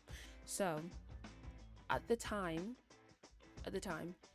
Jordan had, okay, so Jordan's currently like in game having a affair with Amber, and when I did Amber's house little tour, there was a pink suitcase. That pink suitcase belongs to Jordan. She's now gone home, and basically what happened was, so I was playing with Rodriguez, and the welcome and neighborhood thing came up. So as it came up, obviously everyone appears. It was Jordan, Brad, Jordan's boyfriend, and then Amber. At the time, I hadn't added the Davis family in yet, so it was just them three. So they all appear, right? And as I'm pressing play, I'm literally about to say, like, you know, invite the neighbors in and welcome everyone in. So Jordan appears, Brad appears together, and then Amber appears last. Literally, as Amber appears, turns around, Jordan turns around and goes home. She literally just switches off and she just goes home. She leaves in mid-sentence. I hadn't even clicked on her just yet. I was about to click invite all the neighbors in to thank everyone for coming, and she just chooses to go home. She was like, Amber's here, my boyfriend's here, this isn't going to be a good thing, so I'm just going to go home. And I'm like, way to make it obvious, girl. I'm not gonna lie, way to make it obvious. Like, so yeah, and that's why it says Brad Clemens 153 Beachway in Newcrest, because this is the lot, 153 Beachway. They're literally all here. So that's the little mini like in life tea. Like if you were to actually play with them, that's where we'd be at. But let me actually get into the story of Jordan. So this is Jordan Brunner. So she is Cruz's mum, and I think later on into the video I'll explain the story of Cruz. So yeah, this is Jordan Brunner. So the story with Jordan and the Brunner family as a whole is that Jordan, when she was younger, she fell pregnant with Cruz, right? She fell pregnant with Cruz when she was thinking about going to university. So she'd finished school, but she met Cruz's father when she was in school, and obviously it was highly inappropriate because she was younger, he was older. Parents told her, you know, don't go with him, he's older, this is inappropriate, this is not a good relationship whatsoever. And she just didn't listen, and she didn't care, because at the time I think she was just so like infatuated by him that she just didn't necessarily care what parents were trying to tell her, that this isn't a good relationship to be in. So she continued to see this person, she continued to entertain him, and then eventually she did fall pregnant with Cruz, and it was not the best, because by that point as well, she was kind of living with him, and he didn't really care to have a conversation with her. He didn't even care to say hello to her sometimes. He just didn't care. He would move on, he would cheat, he had no care for Jordan whatsoever. And I think Jordan sometimes, she doesn't have any, I don't even know, you know what, I'm just gonna put some shorts on her because I have no clue what she even had on.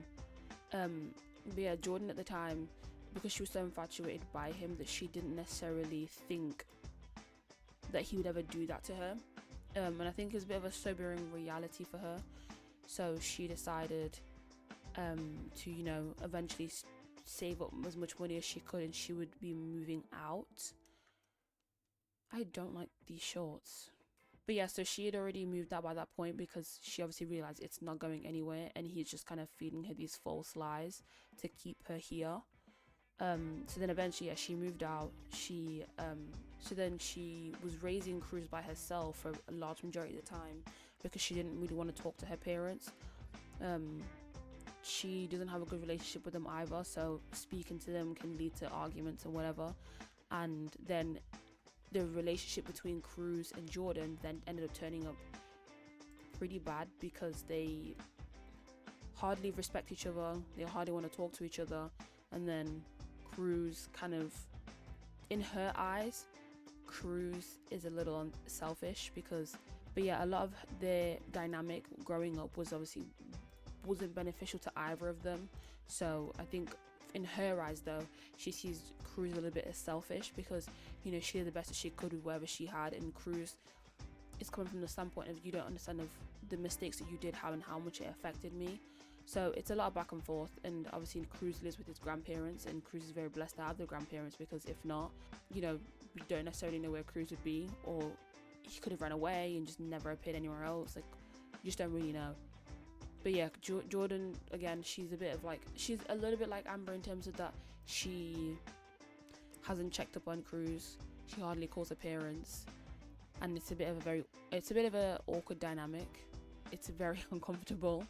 But Jordan's now moved on with her boyfriend. She lives in his house and she's got a job, so I think for her, she's okay with what she has right now. Now let's go to her boyfriend. So this is Brad. This is Brad Clemens. Brad is ex-military.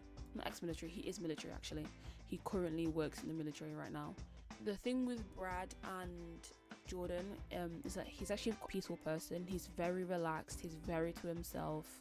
They kind of like balance each other out. So Jordan is more, not brash, but it's almost like, you know, that relationship dynamic where loud girlfriend, quiet boyfriend. So it's a bit like that. So yeah, he's very quiet, he's very peaceful, he's very calm, whereas Jordan is a little bit of the opposite. And I think that's what attracted Jordan to Brad, in terms of that peacefulness.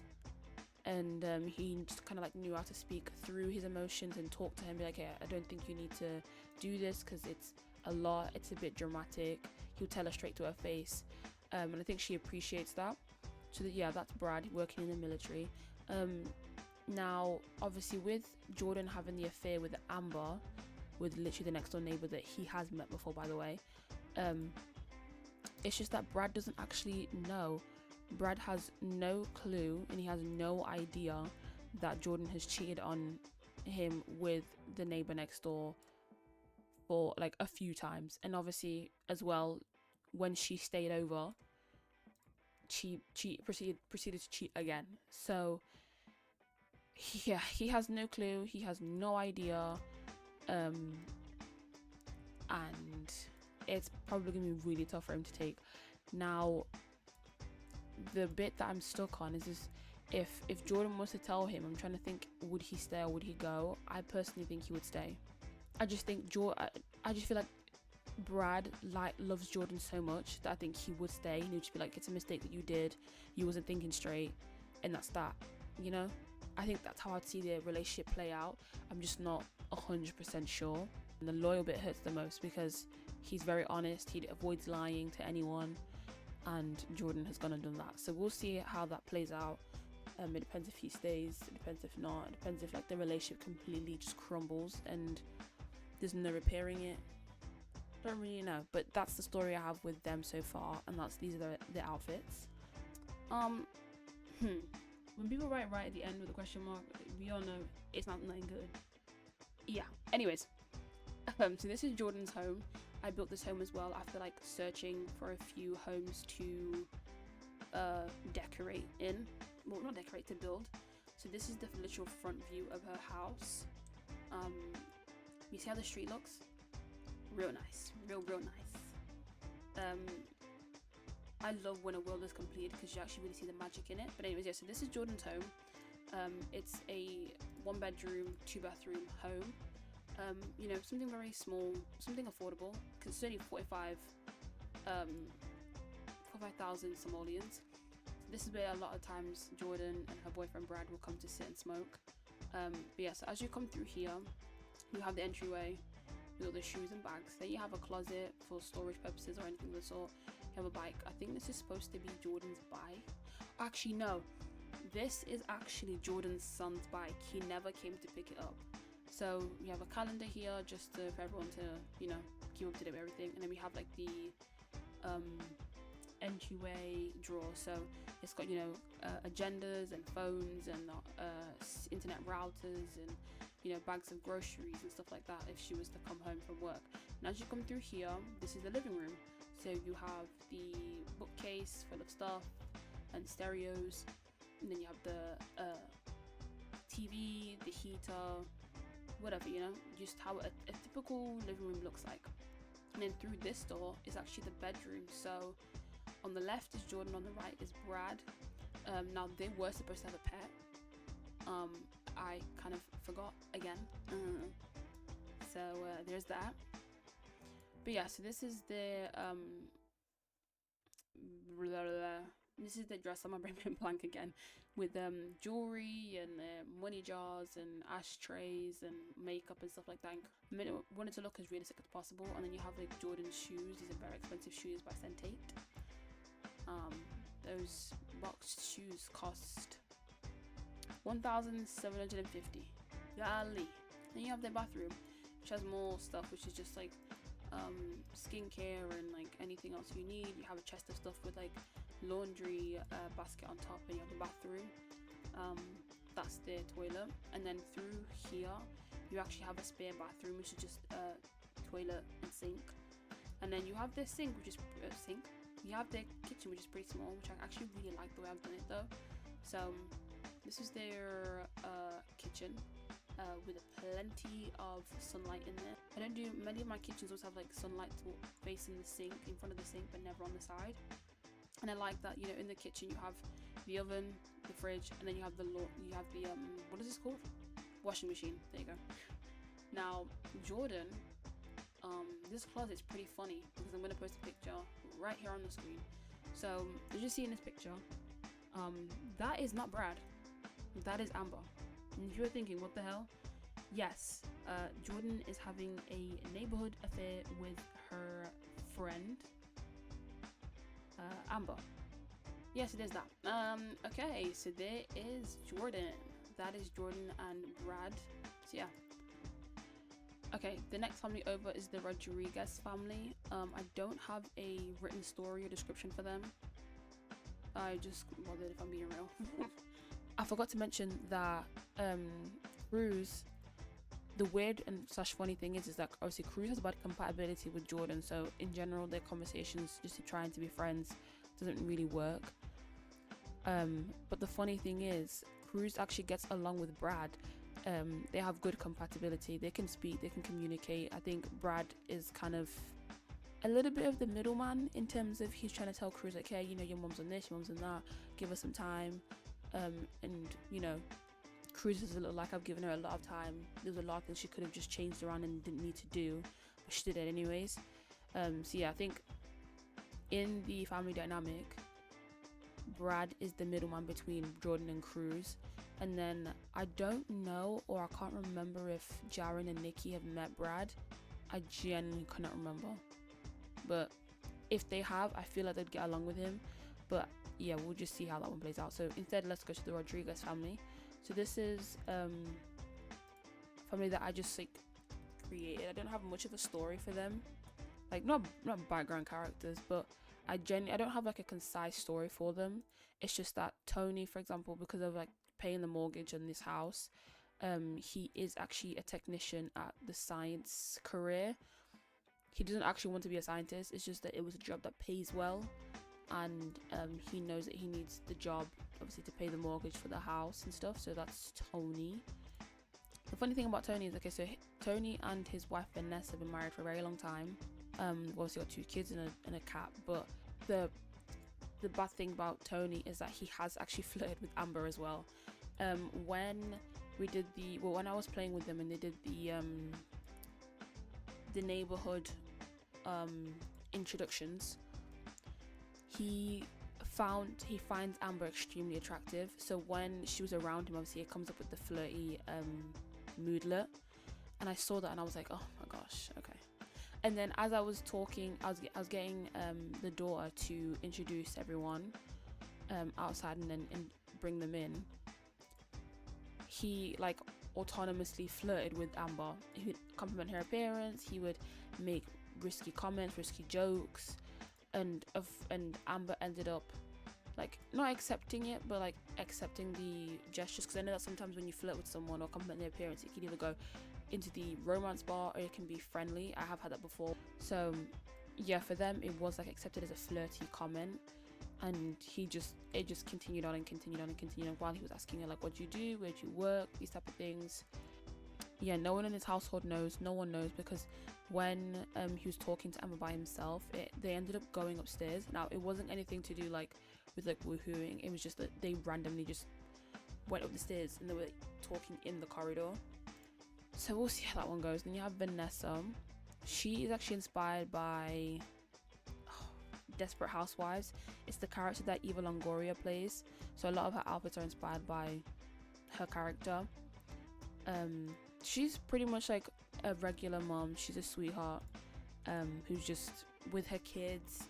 I can't remember what she career is. I can't remember what her career is. I don't know if she works a office job. I can't remember what career she does, but yeah, she's a pretty simple woman. She has the super parent aspiration trait. She obviously doesn't know that Tony is flirting with someone else, so I don't know I really don't know what to do there, and I kind of don't know what to do with their story. I kind of just I liked obviously having the family as a whole, and then I was going to be honest, how I did this was just because I needed Dana, which is the daughter of the family, because she's a friend of Zoe's. So I thought, why not make it into an entire family, obviously to have more people of similar ages around the world. So I need to figure out the story, and I don't want obviously the whole thing to be like, oh, this person looks, that person is cheating and cheating that. See, the story that I have obviously is just that Tony obviously works as a technician in the scientist's career for paying the mortgage, and Vanessa works, I can't remember what job, but she does work a job again to contribute to the mortgage, but I don't know anything else. And then this is Dana. I was having a lot of fun with making Dana. She has this like very like whimsy goth kind of style to her. I don't know if to use that as a bit of drama in terms of like between in friends. A lot of like her friendship groups, and obviously her friendship group includes Zoe, and their friends are pretty similar, so I don't know if like that causes drama between them, that she might have stolen something that causes like the friendship to either break or it causes some sort of drama between everybody. I'm not sure how I'm gonna go around that one, but I definitely want to use that kleptomaniacism as some sort of drama. But yeah, so this is Dana. She does have shorts underneath here. I gave her very whimsical goth style. I really had a lot of fun playing with her style. It was really fun. It was kind of like different for me to do at the time, because Dana and the Rodriguez family as a whole, I ended up making them pretty early on into this save file. So I was just playing around with different aesthetics and styles and looks and whatnot. She has a very like also kind of like rock star style as well. So we'll definitely see her one day at like the Newcrest Theatre and Studios, which in the town overview that I did, I'll definitely explain obviously what Newcrest Theatre and Studios is. Again, you have no bottoms. I might just keep it like this, pretty simple. So I don't want to do too much. So yeah, we'll just leave it like this for now. If not, I might go in and change it. But yeah, her outfits are really cute the more that I'm looking at them, and I feel like her makeup really fits with a lot of her outfits as well.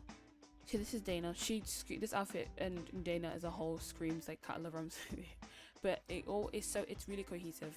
And then you have her brother Frankie, who's just like her in terms of that like darker, grungier aesthetic.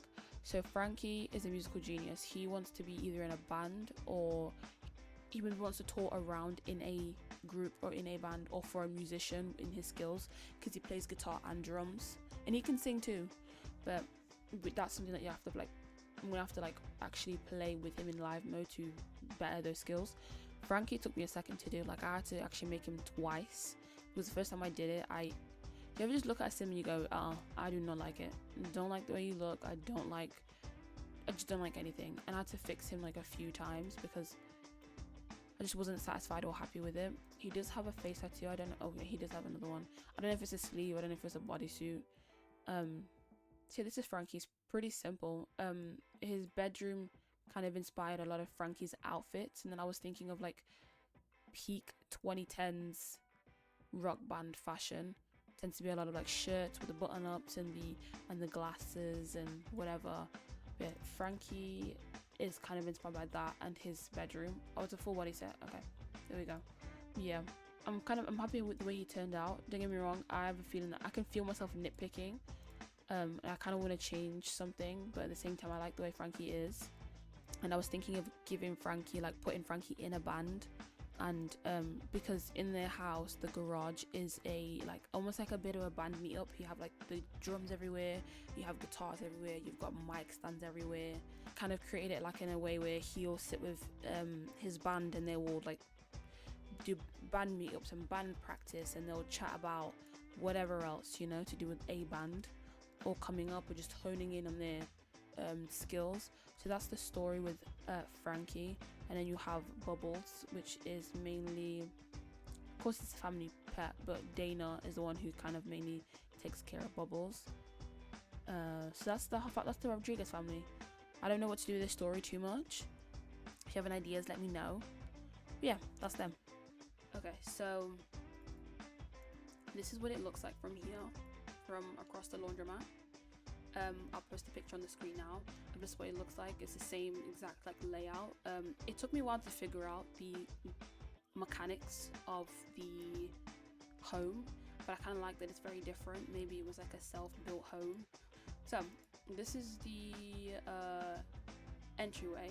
I was gonna say, plus I really like the layout of the house because it looks quite different and it kind of breaks up the style of homes that we have here. Anyways, okay, so this is the entryway, right? And as you go through here, this is actually the garage. So this is the sister Dana's old car. It doesn't actually work, so it's just been like squashed right to the edge. And her brother Frankie kind of has this garage as like a mini like band meetup area.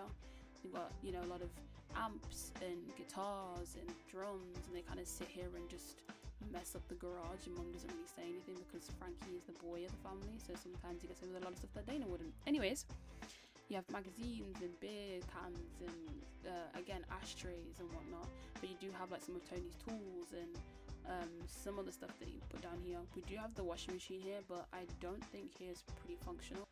Anyways, so as you go through here, as you go through this archway, you have the kitchen. Similar layout to the 𝗿𝗵𝗺 household. But this is their kitchen. It looks very like lived in, so that's what I liked about it. So as you go through this door, this archway, this is an area dedicated to just the cat. They do have a pet cat, and I can't remember the name. And then going through this archway, you have a dining room. So this is a very 2000s vibe dining room. There's that. And then through here is the living room. So again, similar to Jordan's style, you have cable box and that type of stuff, and I filled it up with like things that I think would actually be in the each shelf. And then over here we have the piano, a cabinet that is empty, and I've left it empty.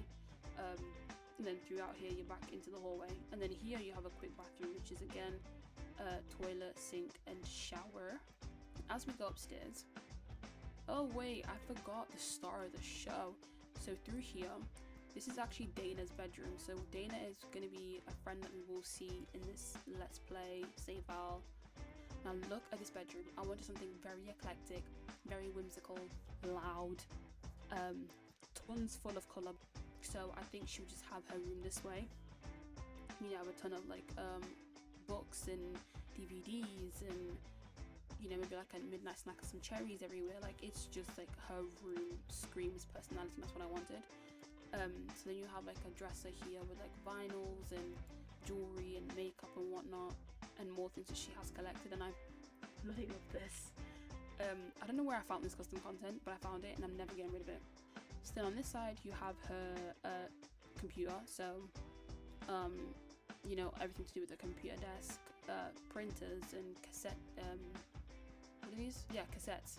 And then through this door here you have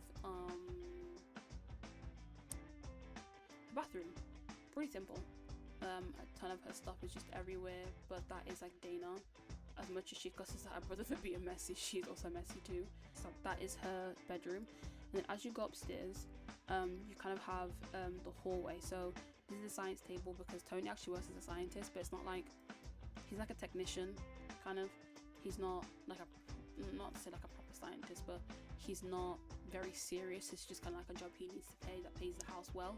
So yeah, so down here you've got the hallway, and then through here you have her brother Frankie's bedroom. So very 90s style bedroom.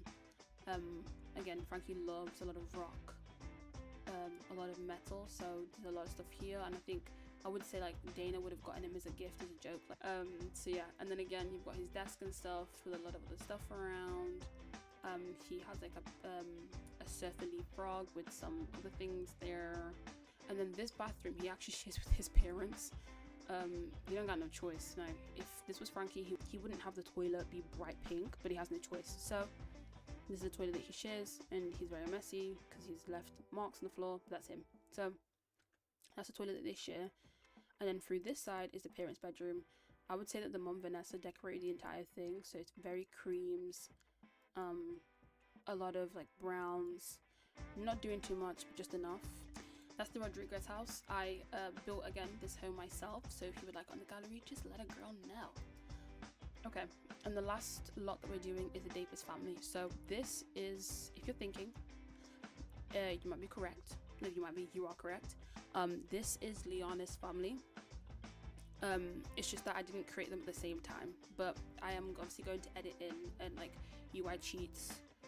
Well, actually, I think it's ep.1's mods where you can add in like who these family members are to you. So this is the Davis family, and here is Sean Davis, Micah Davis, Imani Davis, and Diana Davis. Then you have a little pet named Alfie, and Liana sits right in between Micah and Imani, so it would be Sean, Micah, Liana, Imani, and then Diana. I was debating for a long time whether to add in Liana's family or not, but I decided to because I was thinking of doing a Thanksgiving episode. So let me get into everyone individually. So this is Sean Davis. Sean is obviously the father of all his kids. He has 4 kids, same mother. I'll explain the mother in a second. He has not one big happy family. He has big happy family aspiration. He's a goofball, family orientated, logical baker and slob. So the story with Sean is that I was thinking of doing something like once the wife had left. Can you hear a weird sound? What the hell? Anyways, once the wife had left, he got into baking, and I was thinking of giving Sean a baking career in terms of I actually wanted it to be through like an actual chef. So like you know, even though he's old, he still has a great skill in baking, and he bakes quite a lot. That's exactly what I was thinking with Sean. He takes a lot of his worries with the kids, a lot of his feelings about his wife leaving, that he chooses to bake it through, and he happens to be a very good baker, and now he wants to be like almost like a gourmet baker.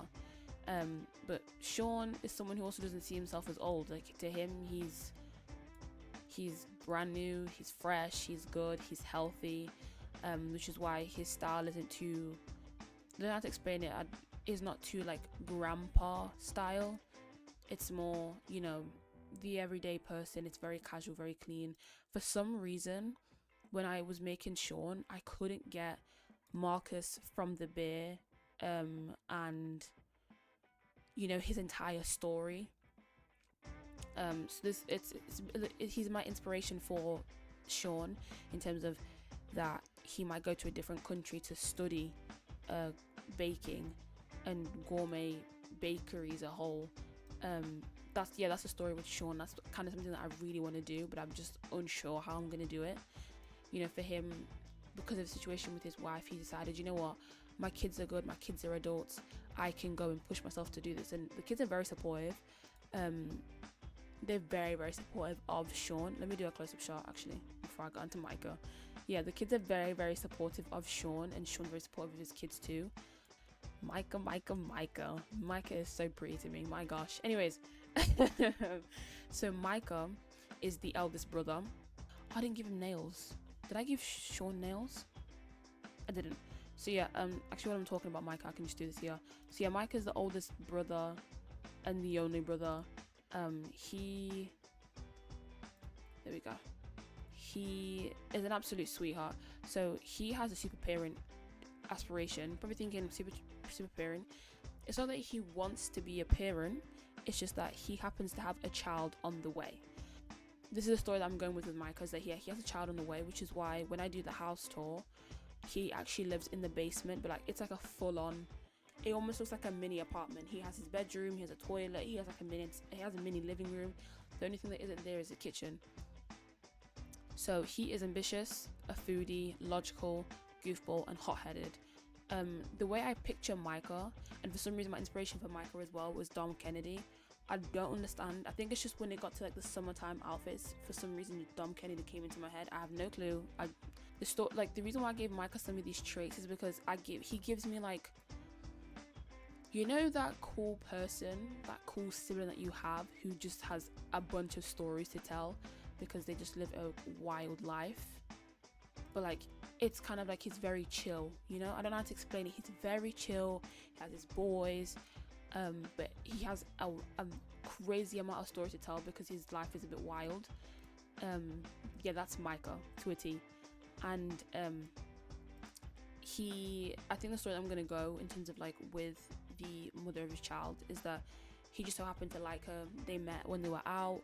He just happened to like her. They got along. It was very casual. It was nothing like they didn't even want to like seriously date. It was just casual, seeing each other, whatever. And then eventually she felt pregnant. And I feel like Micah, because of the way 𝗁 and the household is, I think Micah would have actually made that own decision himself in terms of he wants her to have the baby and he has a child on the way. Now that's why I didn't give him the family orientated trait, and just in terms of, I feel like sometimes Micah, it's not that he wouldn't be an active parent. I think Micah would be a very active parent, especially with 𝗁 being there to help him, obviously because this is Micah's first child. He wouldn't necessarily know what to do. I just think that maybe in these unconventional circumstances, I don't think that he would repeat the same thing again. He would do it a completely different way this time. And it's funny because then in the family tree, it'd be 𝗁, Micah, who has his first child coming on the way, and then in between Micah would be Liana, and obviously Liana has Zoe. But I actually love the Davis family and love the dynamic. Everyone gets along. Everyone's so cool. I just love them. So yeah, this is winter outfits. I think he looks really nice, really cohesive. I'm kind of hating the scarf, but at the same time I'm gonna leave it because then I'm gonna start nitpicking and I don't want to do that.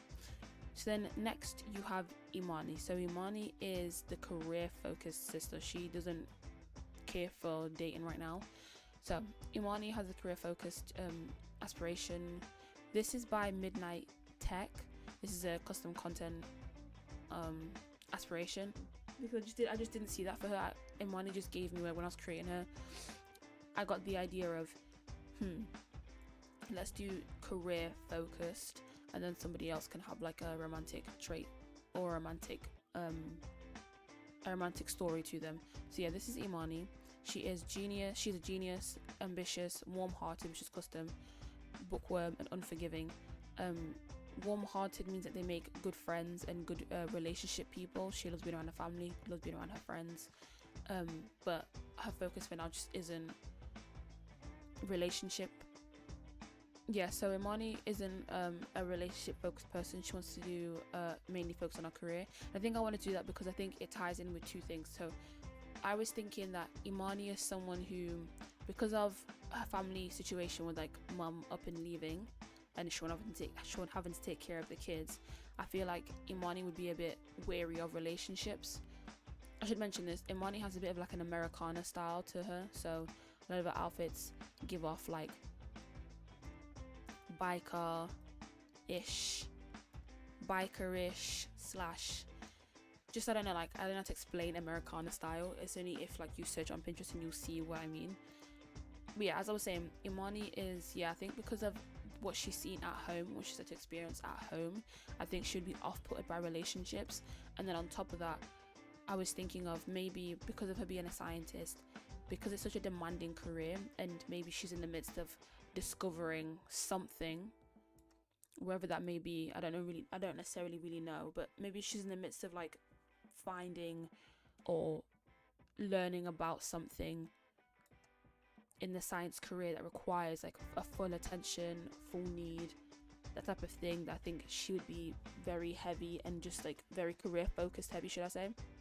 So maybe like, I don't know, she's about to make a breakthrough, she's about to, I don't know, learn something new about the world, she's about to be making like such a big discovery of she'll be making a big discovery of like something to do like scientifically, that just pushes her into that career, and she's maybe like very excited obviously to see like what the breakthrough is going to be, or what this, you know, piece of information that's coming out about the science world.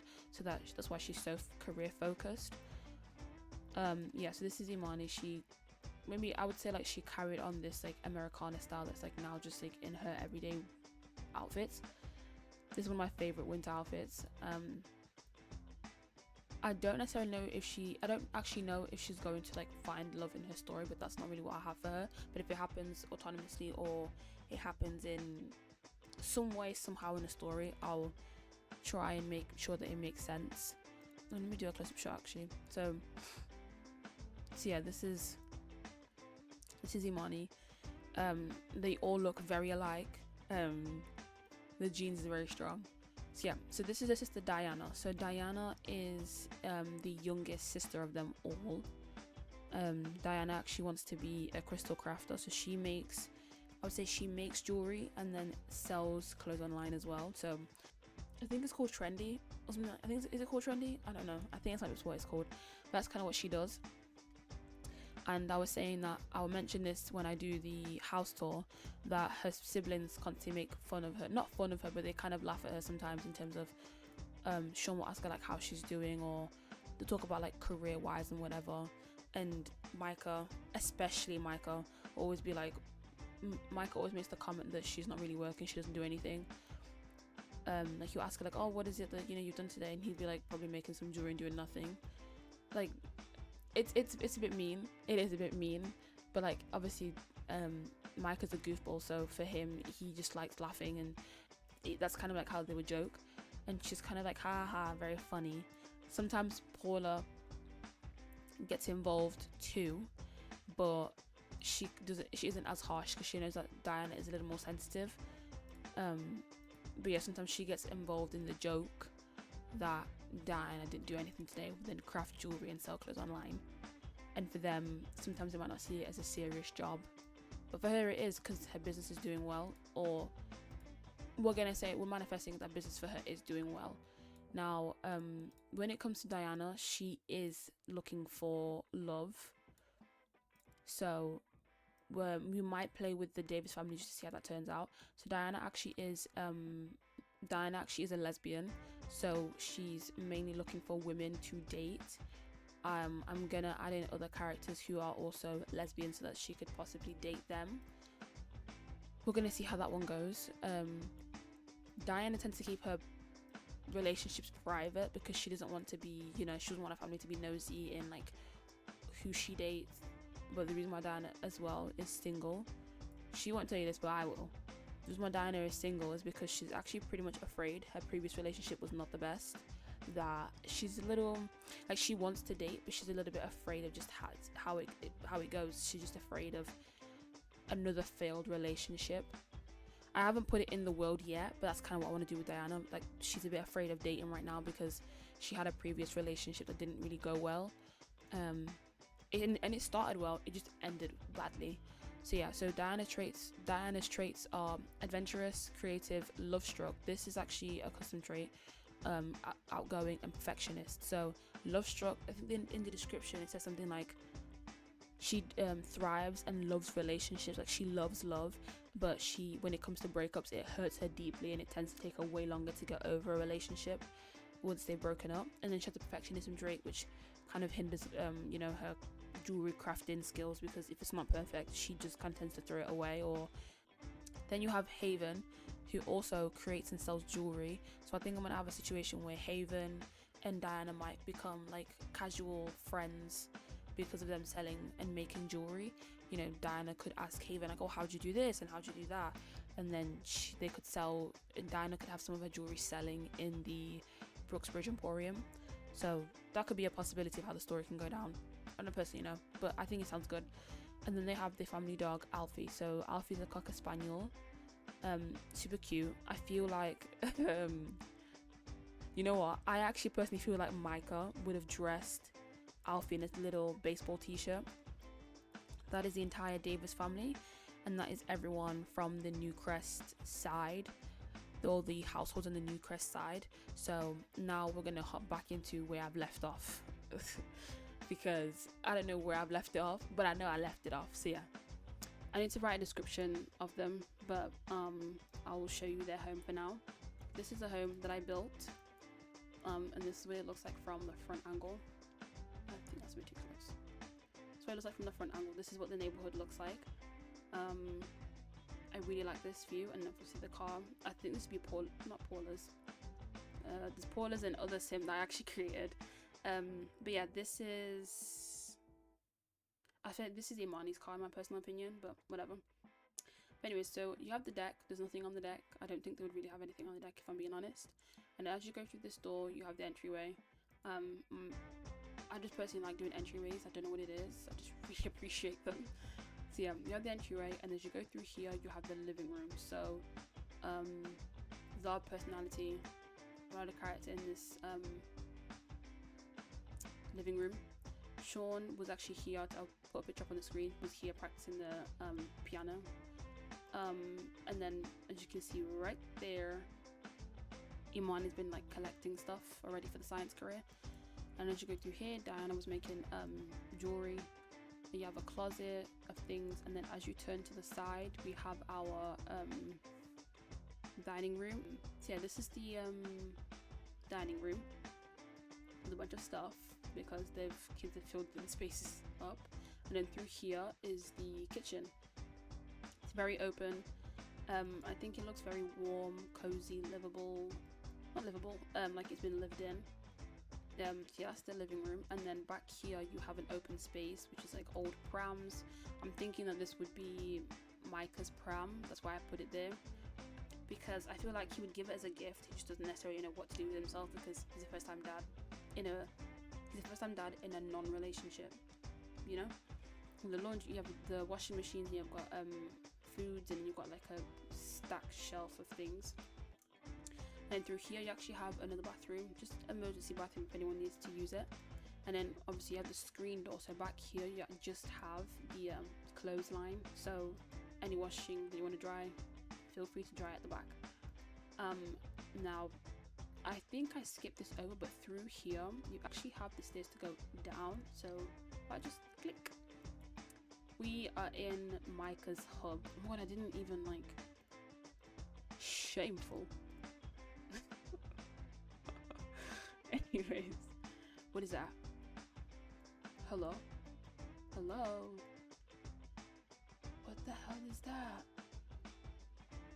See that? Right there, and then flip the page up. Oh! Anyways, yeah, so here is Micah's kind of like mini home. Nobody knows why Sean decided to award Micah with this style of, not this style of home, but nobody really knows why Sean decided to give this to Micah, but yeah, it's because yeah, so no one really knows why Sean gave this side of the house to Micah, but it just so happened that's that. And but I think the girls are slightly jealous because Diana would love the space to do, you know, her entrepreneurial stuff, and then Imani would love the space because, you know, she's a scientist, so there's just a lot to play around. And to be honest, obviously the stuff that she plays with is quite dangerous, so she doesn't want to mix it in the day-to-day family home stuff. But Sean don't really care. He went, Michael, you're a father, here's a space, basically. Now this is inspired by absolutely inspired by Augustus Waters' bedroom in Fault in Our Stars. So here you have his bathroom. It's pretty simple. I don't know what a boy's bathroom is supposed to look like, but this is what I did. Yeah, so then as you go through here, you have a mini bookshelf with just some random stuff. You have more junk stuff. You have a vinyl player. I feel like we'd have a signed t-shirt of a football team. And then he has like stuff to hang. He has a piano, and then you have like the mini living room. So he would sometimes sit here with the boys and just like watch sports and yell at the screen. I'm kidding. I'm so kidding. And then you have a bookshelf filled with books and things that he would have and they would have kept and whatnot. And then you go through here, you have a food table. Then you have his bed, which is obviously by Formica. And then you have his alarm clock and some of the stuff on the wall. He has a dresser and stuff, and then you have his like desk. This is everything that is part of his bedroom, and it is great. I personally love this build. It took me a while to figure it out. Like the mechanics took me a second to figure out, but once I got it, oh yeah, it eats. So then I'm at the back of the house. What the hell? Then as you come back up and to go upstairs, when I'm in the hallway. So the first bedroom is Diana's bedroom. Like I said, very whimsical. She collects and thrifts quite a lot of things. She sells quite a lot of things online, clothing and her own jewelry that she makes. So that is Diana's bedroom. It's very personable. I feel like it's Diana only, and yes, the flag is there because she is a lesbian. And then as you go through here, you have a bathroom. Pretty simple. She doesn't have much because she hates having a lot, and she takes a piss out of her brothers and her sisters for having a lot too. Even though, do you see her dresser? Or whatever. So then, yeah. Then as you go through this room, this is actually Paula's dedicated science room. Sean loves his kids, okay? When he can make space, he's gonna make space. He'll move things out and be like, this is for you. So, this is Paula's bedroom, but science room. She comes to experiment, tinker, find new things, try new things. It's also dedicated, it's designed, it's decorated the way Imani would like to. If I've been saying Paula, I mean Imani. This is Imani's experimental room. And then through here we have another laundry room, just open for anyone to use, and we have like a chess table. And then right through here is actually Paula's bedroom. So Paula has this like Americana style to her personal style and her bedroom. So this is her room. I really, really like it. It's pretty. Through here you have her dresser, you have a mirror here, you have like a book stack of like vinyls. She just collects and collects vinyls. This is where the high fidelity inspiration came from as well. So yeah, so this is her bedroom. It's super pretty. I love all of the decorations on here. And then she has her desk because obviously she is very much so busy, and she's going to be doing a lot of work, whether it be from as a scientist, which is obviously playable, and then at home. And then you have her bathroom, pretty simple. It's funny how Diana takes a piss out of her siblings just for her to not have much. And then you have her bathroom and her shower. And then as you walk back out through here, I'm going to fill these pictures up with more families together. This is Sean's bedroom. So Sean obviously used to be married to their mother. He didn't want to leave, she did. And because she wanted to leave, this is how the bedroom has been left for many, many years. He's never touched it, doesn't want to, and doesn't want anyone to touch it. So their mum's stuff is still out, whether it be the jewelry box, the makeup, the perfume, the airbrushes, you name it. He has not touched it, and he will not touch it. And if you tell him to, he's gonna get mad. Anyways, so this is their toilet. Yeah, pretty simple. Yeah, that is the Davis family. Again, if you want on the gallery, let me know. There's a lot to go through, babe. So yeah, so that is the world of Newcrest done. And then now the other town that is like the next town of Copperdale, which is another word being used, is Glimmerbrook. So this is Glimmerbrook. I am personally very proud of this because I can happily say, apart from Griff Sports Lounge, everything here I built. Let's go.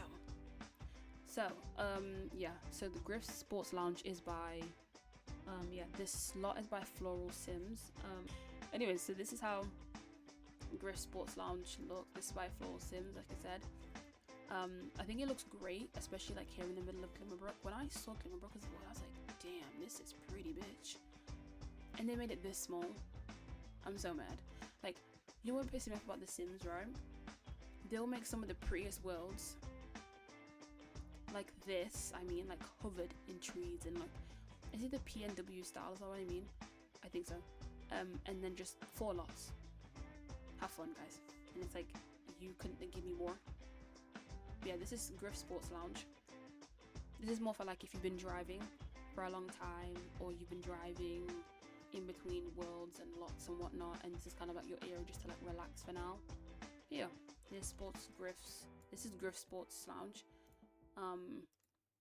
Not the cleanest, but it does the job. It does the job. I was gonna add other machines here, but nah. Clearly this has been in use, or like on live mode someone's clearly been in here, but that's fine. Yeah, so that's 𝗀𝗃𝗺𝗺 Sports Lounge. Okay, so we're gonna start with the 𝗲 family. So the 𝗲 family are kind of known as this family that have in Glimmerbrook, they've kind of gained a reputation of being a bit not spiritual, but they are seen as a family that might have other powers. There's been some rumors that people have seen Poppy levitate while she's meditating. So the 𝗲 family have gained a reputation of being a bit more ethereal than most. And yeah, that's Poppy. And then you have her husband Nico. Nico's actually a lecturer, a head lecturer at a university, and he studies philosophy and history. That's his speed. He loves teaching about philosophy and history. And then they have a daughter named Haven. She actually sells and makes jewelry as well, but to sell in her home, in a family-owned store, 𝗏𝗏𝗺𝗏𝗏𝗏 Emporium. So I'm going to do a quick overview of their home, and then I'll actually get into what they look like, and then I'll show you the Emporium. Okay. So this is their home. It's supposed to be very, very whimsical, like just like the Glimmerbrook world. So this is what it looks like.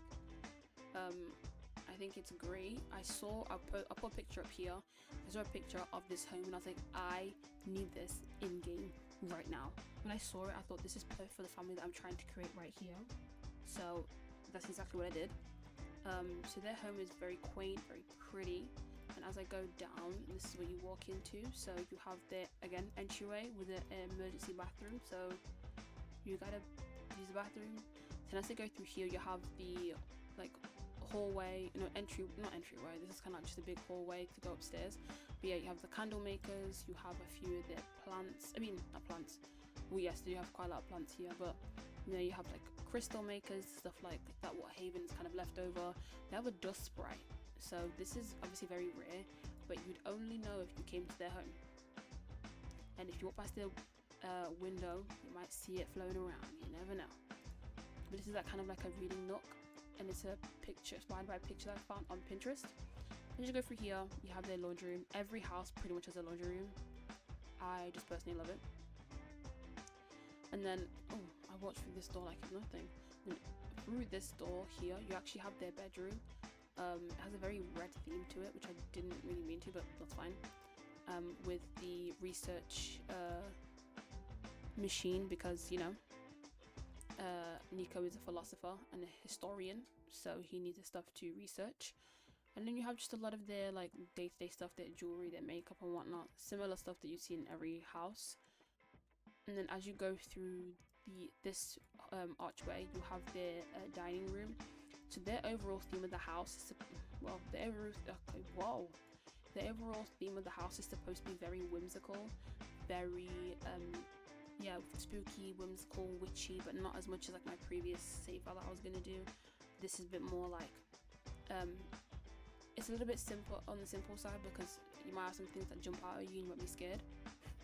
That's kind of how I envisioned it. And then as you go through here, and the funny thing is I actually did this home and this family during Halloween. It's kind of like come together really well though, because it's kind of got like this warmy heartness to it, but like they're in their own space. So you have their kitchen. This wallpaper is by 𝗿𝗏𝗺𝗏𝗏𝗿. So yeah, this is their kitchen. Again, it's meant to be a little, you know, they might experiment with a few things, they might try a few things. can be a little bit nosy with the Moore family though, so that's why they're very to themselves at the same time. So as you go through here, then you have their living room, their very grand, pretty living room. I didn't want to do too much because I feel like they wouldn't. Yeah, I feel like they wouldn't do too much. I didn't want it and I think at the time I had recently finished decorating that home for the Markham or the Moreira and Markham family. My previous save file that I was like, decorating is pissing me off. So that's why I did this instead. But I personally really like it. And as you go upstairs, and this is like the best bit of the house, I'm not gonna lie. You have Haven's bedroom. Look at this. Okay, so this is the corridor, right? And then you have, now it's obviously, it will jump because it's the bedroom, it's like a bedroom that's within the roof, so it is going to jump. So it only works if I do this. So this is her bathroom. It's not going to allow me to, yeah. This is her bathroom. With tons of personality, tons of stuff everywhere. It's kind of got like, this toilet's by a 𝗿𝗲𝗺𝗿. It's in like every one of my save files. But I think it's because it gives so many options. You can do like a green toilet, or you can do like these decorations where it's kind of furry, which isn't sanitary. This is her bedroom. Honestly, such a vibe.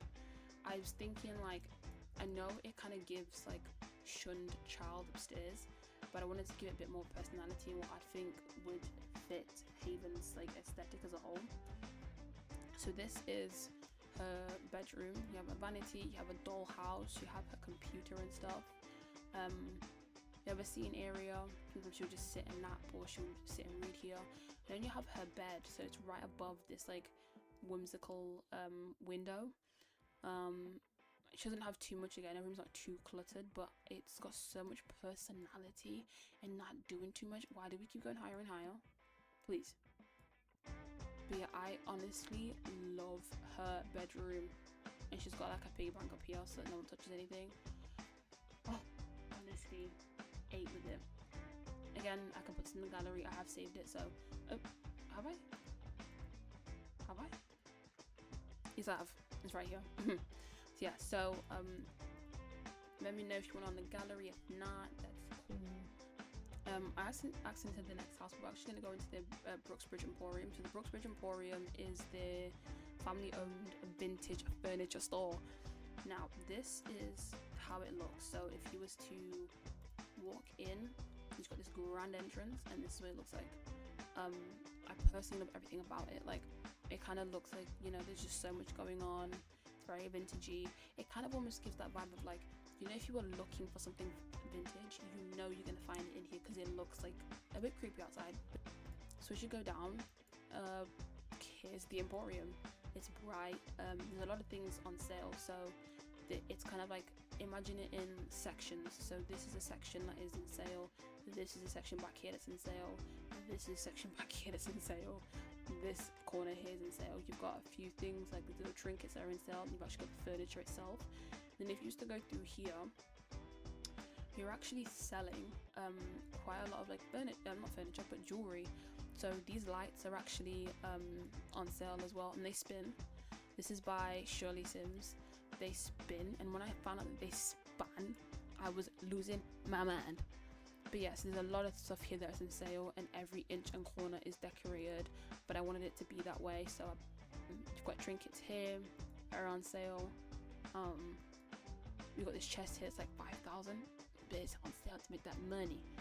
You've got trinkets here that are on sale, keepsakes that are on sale, but here, this is where Haven kind of, she kind of tends this, she tends this desk, and she sells and negotiates quite a lot of jewelry. You have busts that are on sale, you have jewelry that's on sale here, you've got skulls that are on sale here, you have jewelry that's plated here, you've got a whole rare golden plate that's on sale here, you've got jewelry here that's on sale, and that's just like the little trinket jewelry area. On this side of the Emporium, you have a mini cafe, so it will generate like somebody to stay here, but you kind of just sit if you want to sit and chat and watch this. If you want to, I don't know, it's just kind of like I just thought of adding like a mini cafe here. And then on this side you have the desk, so this is more of a flag to show like it's allyship, And then yeah, you've got a ton of stuff here, like stuff that like Haven might have just left here. You've got like racks of stuff, phones and folders, and again more wisp. You see, it's only believable if you walk in here. You've got more sugar skulls. Sugar skull name chef, sorry. You've got the computer, you know, you've got to sign a few sheets of papers and make sure that the furniture is out of the system and it's been sold. And then here we also have you have plants here that are on sale too, if you want to buy one. And this constantly gets changed and restocked, so we might play with them, like just to play with this actual retail shop. And then once some of these things have been sold, I'm going to restock them with something else. And actually there is a downstairs area, you know, and this is more for the exclusive customer. So we have, you know, the customer that might want something more like what does not everybody have, what's more vintage and high end that you might have. So we have a vintage stereo. Well, this isn't a stereo, jukebox. This is a piece that comes together, which is a vintage bar. We have a bed, we have a vinyl style round table, we have the entertainment center, we have a mini fridge, pianos and screens and couches and whatnot. And I literally did research on how does the vintage show look like. There is an account on Instagram, I'll put it on the screen. That like I came up on my feed and I was like, this is perfect, this is what I was trying to build. So I literally individually put these chairs in the actual spaces of the shelving, and they're literally on retail sale. So that is the Emporium. Oh, there is a bathroom back here as well. It's a very small bathroom. And then we've got like a car park out here just for like, you know, transportation reasons. But yeah, that is the 𝗶𝘁'𝗀𝗺 Emporium. I absolutely love this build. Like I actually lost the progress that I did in this save file. It was particularly this build, and I actually even lost the picture that I used as inspiration. I've got it now, and I made sure to save in my Pinterest board. So yeah, I actually almost lost the progress of this, and it was just like a red building with nothing on it. And then one day I decided, you know what, we're gonna do it. We're just gonna spend the day decorating the entire thing. And it took me a second. Like I was just staring at this, like what the fuck am I gonna do? Then when I built it, I was like, oh, that is the Moore family 𝗶𝘁'𝗀𝗺 Emporium. I am gonna quickly go into their outfits though and see what they look like. So this is Poppy Moore. Honestly, what a pretty sim. The aspiration, but it's just more to like for storytelling purposes. I'm not actually gonna go into like the whole occult and spiritual thing of The Sims 4. Just because that's not really what I wanted to open up to. But this is, yeah, what her some outfits look like. She kind of looks like someone you want to play with, because she might have something up her sleeve. Okay, but yeah, this is her outfits. I was thinking, yeah, very, very witchy themed. Now this is like a proper witchy themed kind of like character. This is her sleepwear. And this is her party wear. That is whenever she steps out of the house, but she's ready to go because the outfits are eating. So whenever she's going invited to a party, she will go. I think people in the community are sometimes a little bit afraid of Poppy and her family because of just like the bad rumors that have. So she's always proved people wrong with her kindness. And well, that's all she knows that she can do. She can't, if people want to, you know, have an opinion on her, that's all she can do. But she's not going to sit there and wait for people to, you know, don't think it's about me. You know, she's just not that way. So that's Poppy. And then you have Nico, which is her husband. Whoa. That just reminds me of that meme. You know that guy with the really brown eyes, and he turned around and he scared the shit out of that lady when she was running? That's literally what that reminded me of. Holy moly. This is Nico. Okay, I'm not gonna lie, the guys when it comes to outfits look exactly the same. Okay, I'm not gonna lie to you. Nico is tired. He has like this top piece on his shoulders and neck and chest.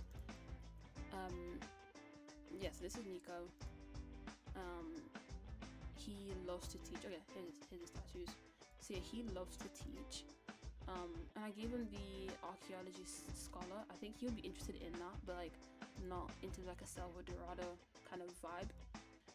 Now that I'm looking at his outfits, I'm not gonna lie, I don't know what I was thinking.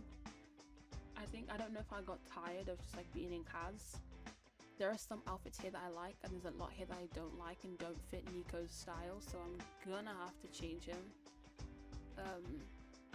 But the winter outfits do fit Nico's vibe though, so that's the best thing. Then you have Miss Haven Moore. So we are gonna see Haven. So this is Haven's everyday wear. I was kind of just throwing things together. So we have this dress here, and then another like skirt and shirt outfit. Again, I was thinking very vintage style, very whimsical. She takes after her mother heavy, and obviously her parents have never really told her to shy away from anything of the sort. So yeah, so this is her athletic wear. This is her sleepwear. I was thinking very like, again, witchy with the sleepwear, especially like in her bedroom. And this is her party wear. We will be seeing Haven actually. I just trying to think about like how I'm going to introduce Haven to the story, and how I'm going to introduce Haven. Actually, no, I know I'm going to introduce Haven. It's through her neighbor, who is actually Zoe's love interest. So this is going to be interesting. So yeah, this is her swimwear. That was her party wear before. This is her hot weather wear. I actually did change Haven a few times because I wasn't satisfied with like her hair, or then it'd be like her makeup, then it'd be like an outfit. I just wasn't satisfied whatsoever. So yeah, this is her first cold weather, and this is her second cold weather, and then her third cold weather. I kind of like the whole like very dark whimsical theme of the family. It's something very different, and I think it fits the word of Glimmerbrook, and that's what the point is. Glimmerbrook is a very small, quaint town that people kind of don't really trust. That is them. I don't think I have a description for you guys, but that's okay. Now, this is another important family in the save file. So this is the Bruno family. If you recognize the last name, it's because this is Jordan's parents. So this is her father Jaron, her mother Nikki, her son Cruz. Yeah, let me get into the build first. So this build is inspired by a home that I saw in The Sims 3, and it kind of fit into the story of Jordan's parents, which is that they're very outdoorsy people. I really like the floor plan of this home. I saw it in The Sims 3, and then I decided that like it fit the story that I was trying to tell with Nikki and Jaron. So Nikki and Jaron are very outdoorsy people. They love being outdoors. They love going on walks with their dogs. They love going on hikes, and Glimmerbrook is perfect for that, right? But anyways, as you go through here, you have the entryway, which is pretty simple. What is that? Oh, it's the bookcase. Is it? Oh no, it's the archway. Never mind. So as you walk through here, you have the living room. So imagine something like their home used to be not used to be a cabin, but their home has this cabin feel to it. I was actually going to use the world of Granite Falls. I was going to use Granite Falls. I was going to use 𝗶𝘁'𝗀𝗍, like change like vacational lots into residential, but it was so glitchy. I don't know why it didn't work for me. It was so glitchy. Whenever I came out of it, someone else would load into the home, and then like I'd lose like my Sims because obviously they're not in that lot. It was painful, and like it used to just pause and freeze the screen 24/7. It was painful. But as you go through here, this here is Cruz's bedroom. So Cruz has been living with his grandparents for a very long time, since he was a teen. That how long Jordan hasn't really spoken, seen, or taken care of Cruz. He left around school time to live with his grandparents. This is his bedroom. He's always very grateful for his grandparents because they didn't have to. But anyways, so as you go through here, you've got the back garden, which is just like, this is actually a seatable bench. This is where they, you know, come to. Sometimes like Nikki comes here to smoke outside just to appreciate the view. And then back here you just have like the bird bath, and you have like the woodworking table, because obviously that's where Jaron sometimes come to hone on their skills. Sometimes they'll come and sit here and just watch people walk by and stuff. They have their what is this called? Telescope. As you go through this hallway, on this side you have actually Nikki and Jaren's bedroom through this door. So Again, very cabin-esque. This is supposed to be like a home that they bought like ages ago, and I've actually decided to truly live in it instead of having like a vacational home, because it's cheaper for them, and plus they had to make some sort of money somehow. Obviously I have to take in cruise, especially as a teen, you know. So that was their bedroom. I really like their bedroom. It has a very cabin feel to it. And then as you come out, you have this bathroom that I think everybody shares. Yes, everybody shares this bathroom. It's pretty spacious, and I like it a lot. Yeah. And then as you come through this way, you enter the kitchen. So I'm going for a very early 2000s, 2010s. No, not even 2010s, mainly early 2000s kitchen, with the lace curtains and the fans and the type of cabinets and the what is this called? Appliances. There you go. That's what I'm thinking of. Appliances. Laundry machines in the kitchen. I know that's not for everybody, but I have a girl who put this in here. Anyways, I like the washing machines being in the kitchen because I have a washing machine in my own kitchen, so it's normal for me. So that is the Bruna home. Again, bought this myself, so if you want in the gallery, just let me know. It is a very warm, cozy home, and the good thing about her grandparents is that, or Cruz's grandparents, is that Cruz gets on with his grandparents very, very well. He's also very blessed for them because, you know, they got him a job. Okay, so yeah, here's Cruz with his pretty self. But anyways, this is Jaron, grandfather. Jaron is a bit more stricter on Cruz because he didn't want Cruz to kind of become, he didn't want Cruz to become relaxed, and he didn't want Cruz to become, I think because Jaron was the other way around, so Nikki was the one who was strict on Jordan and Jaron was relaxed. I think he's kind of being strict on Cruz as a, not a trauma response, but a trauma response, because he felt like he was too relaxed with Jordan, how their relationship ended up, and he didn't want to do that again. So he's stricter with Cruz, and he constantly watches over Cruz. Like, for example, he'll even they actually work in the same place.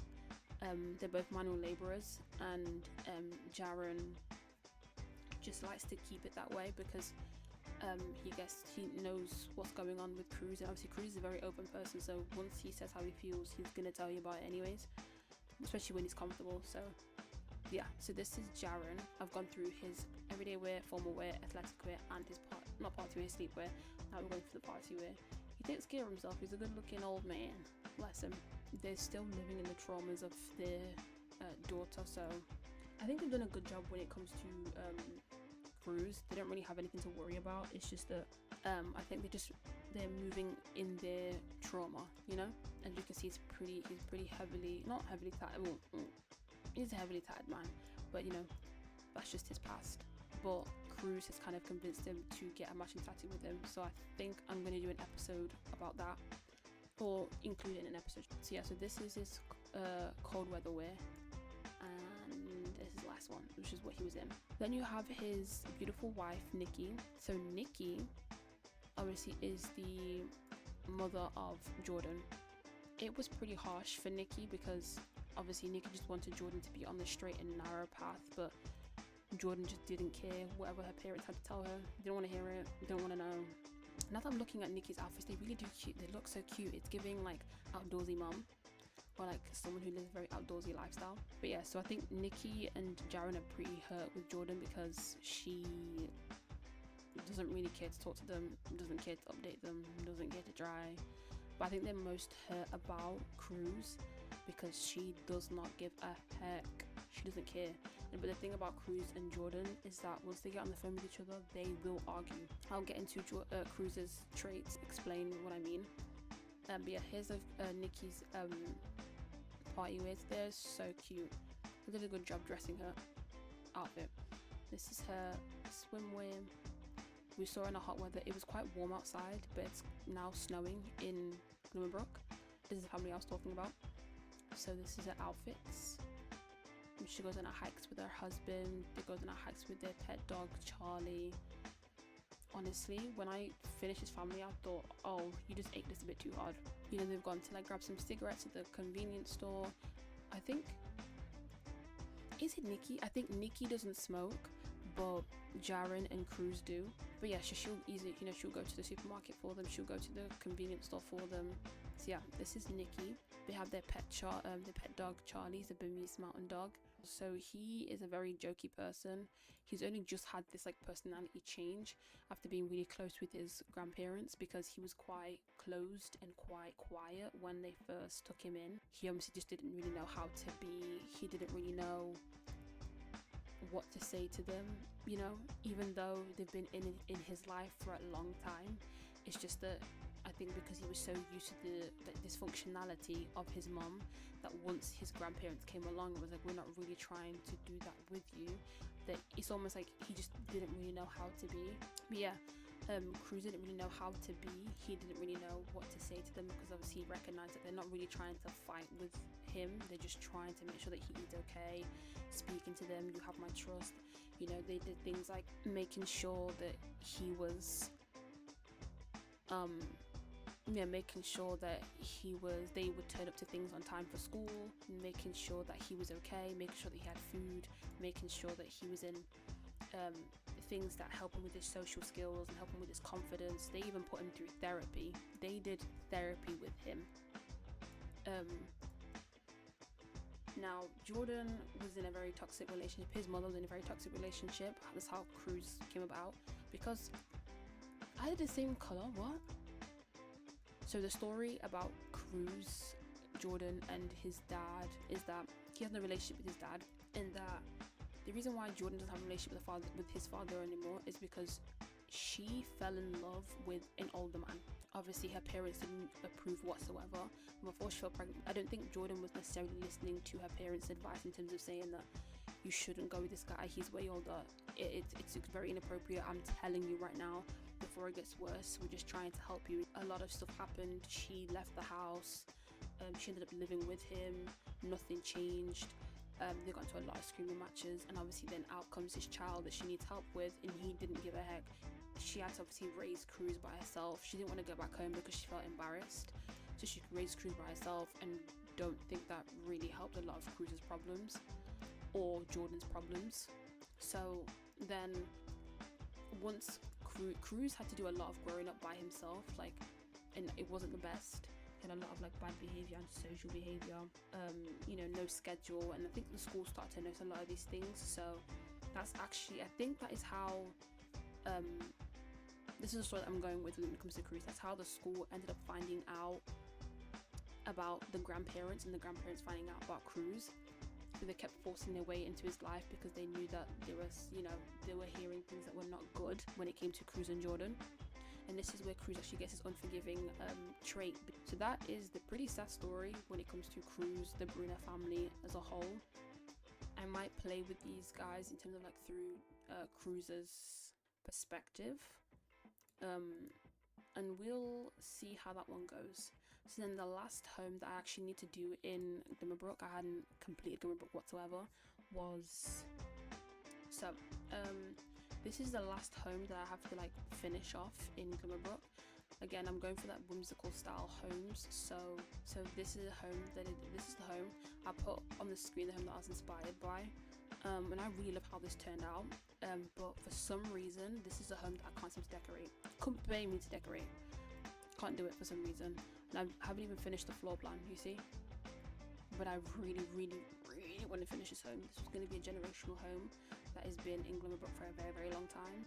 I'm just gonna have to do some like decorating, or I'm just gonna have to like figure some things out. So I'm trying to figure out like the mechanics of how everything's gonna be. It's completely undone, but yeah, that was gonna be like a generational home. I was gonna have like 3 generations of families living all together in this house with a baby, but I just have no clue what to do. I truly don't. So that is 𝗿𝗺𝗺, and that's where I've left off so far. So this is copperdale. It's like 75% done. I have left the high school and auditorium the same, so I think it actually fits into the overall aesthetic I'm trying to do here.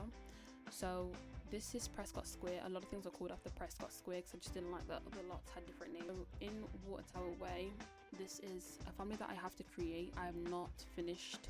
I finished decorating the house, but I haven't actually put the family in. So I think the story that I was going to go with was that mom had a previous daughter from a different relationship, and then she just recently found her boyfriend and they've had a baby. That was the story that I was going with. But this is the home that I did. I tool mod some of this stuff in. Look at this home. Is this not so cute? I will put a picture beside it of what I was thinking of. So again, entryway. I always do entryways in every home, as you can tell. And then this is the open space. I think I was slightly inspired by my mid-century style home. The reason why this home has a Christmas trees because it's almost winter in my save file.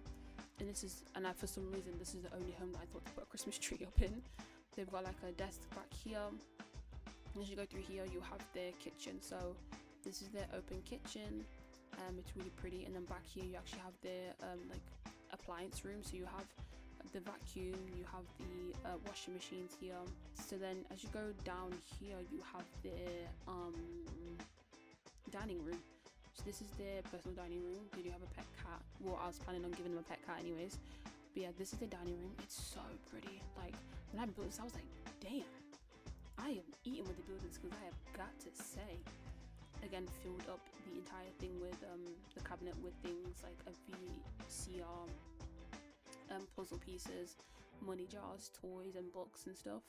As you go upstairs, you've got the hallways and stuff with nothing much, with the water tower here again. You've got a closet, and as you go through this room, you have the daughter's bedroom.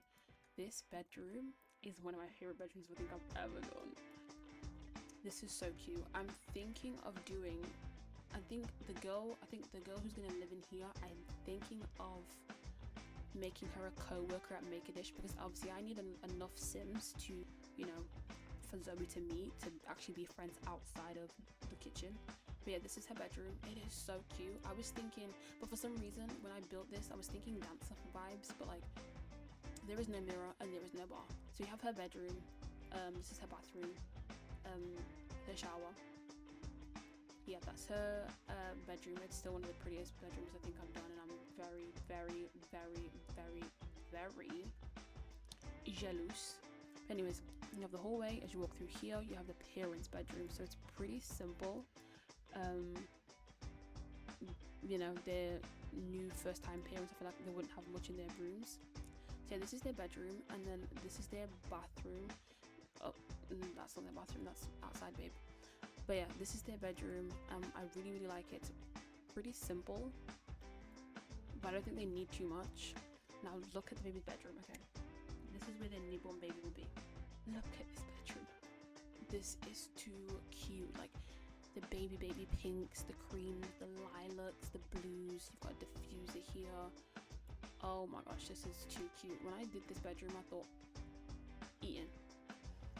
This is actually a post-it. I put the post-it here, and I like posting some of the on the walls as like a reminder. We need to get that. We need to get some napkins. We need to get this. You know what I mean? It's very simple, but this is their baby's bedroom, and that is Waterway Tower Home.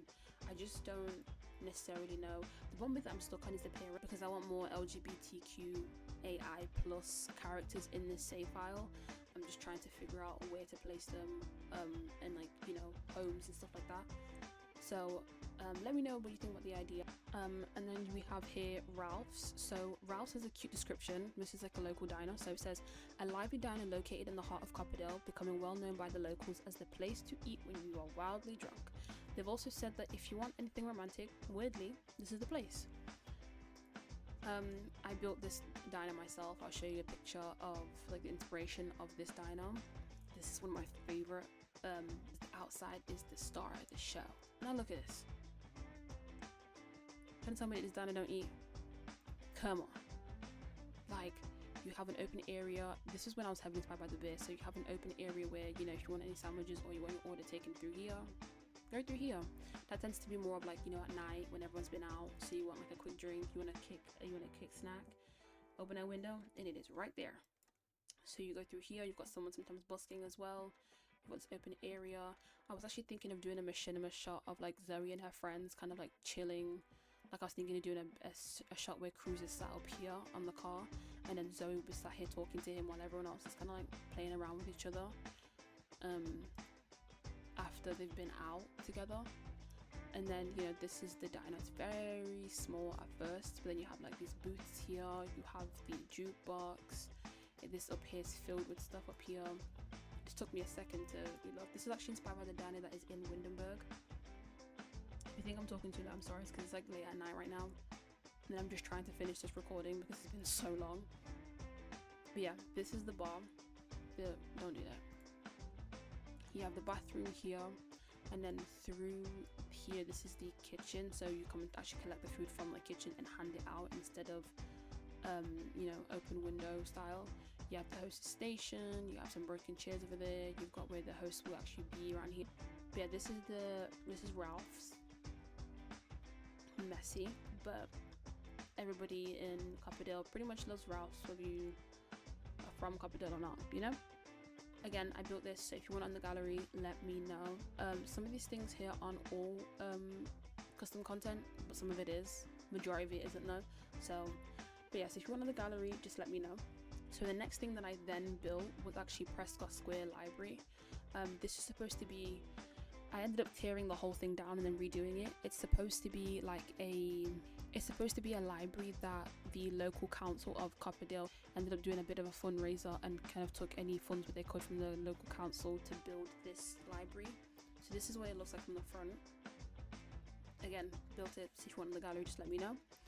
And then as we come down here, you actually walk through this reception. So there will be a library receptionist here with all of our stuff. You want any information. And then this here is supposed to be like 𝗶𝘁'𝗀𝗿 is offering up university tours, so you can write your name down with some information, and then they'll kind of contact you about, you know, oh, you wanted to do some 𝗶𝘁'𝗀𝗿 and university tours. I feel like this world, majority of the lots and worlds that I'm using, sorry, would be in support of 𝗶𝘁'𝗀𝗿 more than Bradchester. Then as you go through here, no phones. You've got immediately hit with the chess table, and you've got obviously the library carpet. You've got an immediate bookshelves that I've put together and just put like a sign in between. It's supposed to be like a study area, so if you sit together and just like study all you want. And then through here is you've got a water fountain, and then through here is this is a bathroom, all using items from Get Together and high school years. And then as you come out again, this is the sort of the library symbol, and then you've got like another librarian that might sit here just to oversee anyone else. You've got more bookshelves, you've got desks with computers, more areas to study. I've kind of left maybe someone left their piece of like homework here, the calculator here and whatnot. And then you've got more bookshelves with signs on them apart from the other side, just because this kind of looks too much sometimes. And then yeah, like it's a Copperdale locally owned library that might not have as much funding, but it gets the job done, and I'm sure the community loved the very small but quaint library. So I've added cars in the back, just in general. The librarians have their cars parked, but then you also have like bins and newsstands, tobacco machines and parking things. But maybe, you know, Cruz and his friends might sit out here, or Zoe and her friends might sit out here waiting for each other, or waiting to find some sort of piece of information that they need for something, you know. Like I said, yeah, I think when I build, I think with machinima brain. So I also like prep areas to be ready for machinimas. It's just how I do things. But yeah, let's move on to the last build that I have. Nope, second to last build that I have for you. Okay, so the next build that I'm actually currently doing, and I'm really excited for, is called 𝗶𝘁'𝗂𝗿 thrift shop. We don't have many thrift shops that look like this in the UK, but I was doing some research and I love this. Obviously from around the corner it will look like this. It's not the cleanest, but it's your local thrift shop. There's a truck here of the owner who has trucks full of donations. And as you go through, you have 𝗶𝘁'𝗀𝗻 wraps and kebabs. No, 𝗶𝘁'𝗀𝗻 kebabs and wraps. That's how it is. And you can sit out here and eat some. And then on this side though, and okay, the reason why I added this little touch here is because has anyone ever seen those like old buildings that like used to have a sign on it, and then like they never really removed it, so it's kind of got like the outline of it. This is kind of like what I was trying to do. That it could have been like an old restaurant, or it could have been an old record store, but it's now a thrift shop. and it's just this. So then you have a lot of machines of things that you can collect. Again, retro, ice cream. You've got a bike that's stationed out here, and then you've got a bus station that's back here. There's some graffiti. You have a bin. You have a mural. You have a fuse table, a fuse box. So yeah, I personally love how this looks. So I haven't done much. Like I said, I actually started this like last night after getting this idea, but this is how it looks so far. You have the front desk, this area. So you have this shelf. These shelves are custom content, but basically what I'm going to do is I'm gonna fill this entire thing up with shoes and bags. But I'm gonna see. Obviously, it's owned by, well, I don't know if it's going to generate by 𝗿𝗶𝗺'𝗀𝗺𝗿, but I think what I might do is, obviously I'm going to allow 𝗿𝗶𝗺'𝗀𝗺 to own the Prescott thrift shop, but I'm going to change her up a little bit and move her into a home close by in Copperdale. I think that's what I'm thinking of doing. But yeah, then you have like, you know, sometimes at the shop they sell little trinkets, so you've got paintings and magazines. I mean, you've also got like racks of stuff and all that, but yeah, it'll definitely come together. And then I actually have changing rooms, so I was inspired by the changing rooms are actually inspired by Lady Bird. So I absolutely love the film Lady Bird. It makes me really uncomfortable, but I really love that film Lady Bird. So the changing rooms are inspired by that, and I actually wanted to do changing rooms anyways, but I just have to add like coat hooks and stuff like that in here, and then the changing room should be complete. But yeah, they're all like very vintagey. They've all got like knitted carpets, and they all have like beaded curtains on the other side of the doors, as you can see. But yeah, I really love this 𝗶𝗂𝗿, and I love this lot particularly. So if you want this lot, once it's finished, if you want this lot on the gallery, I'll put it on the gallery for you. And I think that's everything that I pretty much have for you guys. I know it's a very long video. I've been yapping for hours, like my throat kills. Oh, it's not everything I have for you. I actually have these 3 lots, so I'm gonna quickly go over them. So this is 𝗿𝗶𝗀𝗿𝗃. This is not done by me. This is by a creator named, this creator right here. Absolutely love this cafe. It is so cute. And I kept it exactly the same. I didn't change anything whatsoever. But yeah, this is 𝗿𝗶𝗀𝗃. I think it's so darn cute. Like, it's such a good job. Has a lot of traits of just homey and convenient. It is a little bit filthy. I'm going to remove the filthy one actually, because I have too many lots with the lot trait filthy. And actually, this cafe is right across Copperdale Top Park, so we're going to go do that one now. Okay, so this is Copperdale Top Park. I think this is by 𝗿𝗍𝗺𝗻𝗄. I'm pretty certain it's by 𝗿𝗍𝗺𝗻𝗄. Right here. Yeah, 𝗿𝗍𝗺𝗻𝗄. This is the park. It's the best park. It's so pretty and it's a great renovation. I'd recommend anyone to download it. It literally has a bathroom, it has like a whole pathway, you have an area to sit, you have benches and stuff. There's so many ways that I can use this, and I'm so excited to record like my shots in here, so my Sims, you know, we could get a shot of them walking by here, joking around. I don't know how to explain it, but I'm thinking of, you know, those like cinematic shots that you see in 500 Days of Summer, but like not her by herself. It's like them together. I was thinking of doing that around here. Then credit to 𝗿𝗍𝗺𝗻𝗄 for this beautiful lot as well. And it has the lot traits of child's play and bracing breezes. Okay, so the last lot that I have to show you is this one here called Golden Peak. Now, these homes are going to be rental residential lots.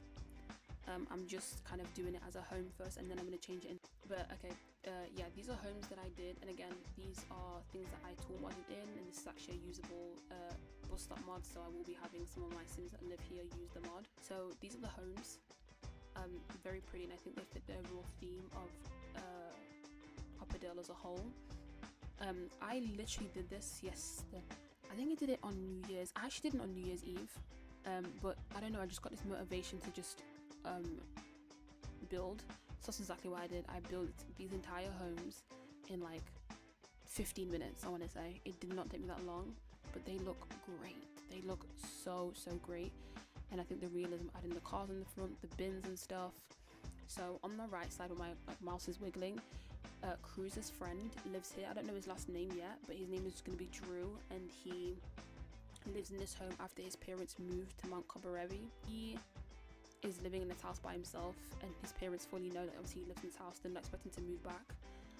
He takes care of the dog as well.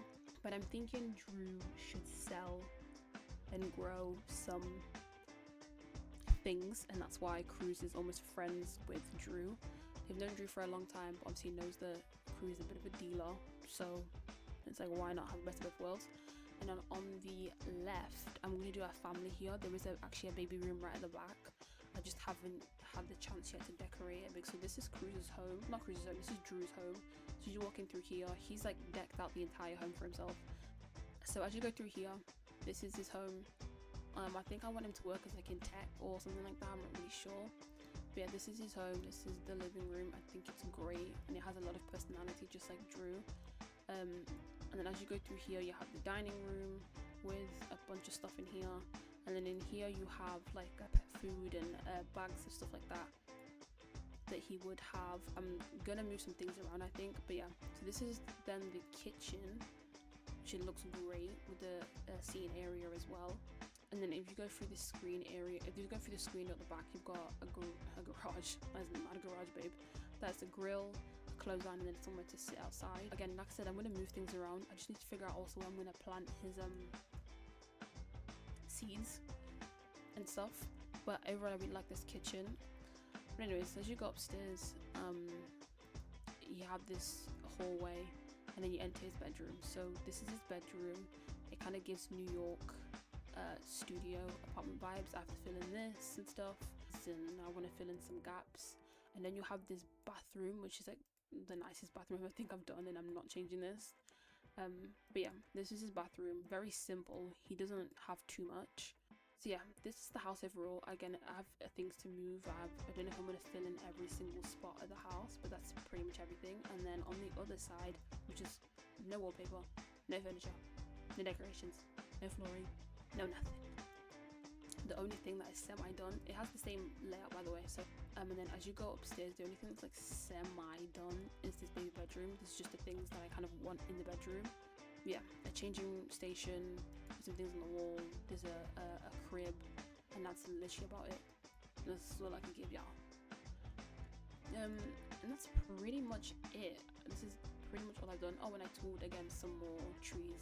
But yeah, that is pretty much it. That is everything of my save file. I also wanted to note that like as a whole, obviously, you know, thanks for being here for this long. This is a very chatty video, and I don't know how well it's gonna do, but I don't really care about how well it's gonna do. It feels good to record, and I think that for me, this is like really my safe haven. This is my creative outlet. This is my creative world, and I'm very grateful to have it, and I'm very grateful to have people even like watch, whether it be from 5 to 10 to 1 to 0.5, if that makes any sense, to 1 subscriber to 10 subscribers. It doesn't matter. Like, I'm just happy that, you know, I have my creative outlet, my creative process here, and I'm very, very grateful for it. So again, guys, thank you for watching this very, very, very long video of me yapping. If you need anything, need any questions, need any answers, let me know in the comments. I read all the comments anyways, and I'll respond back. And thank you for everything. I'm very grateful for people as a whole. I'm very grateful for this outlet. I'm very grateful for this creative process. I love that I was able to do this. But yeah, I'm now out. My throat is killing me. I'm hungry, and I have so much footage to edit. So if you like the video, please like it. If you want to comment anything, please comment. You know, I will respond. And please subscribe. And yeah, and I will see you guys in the next upload.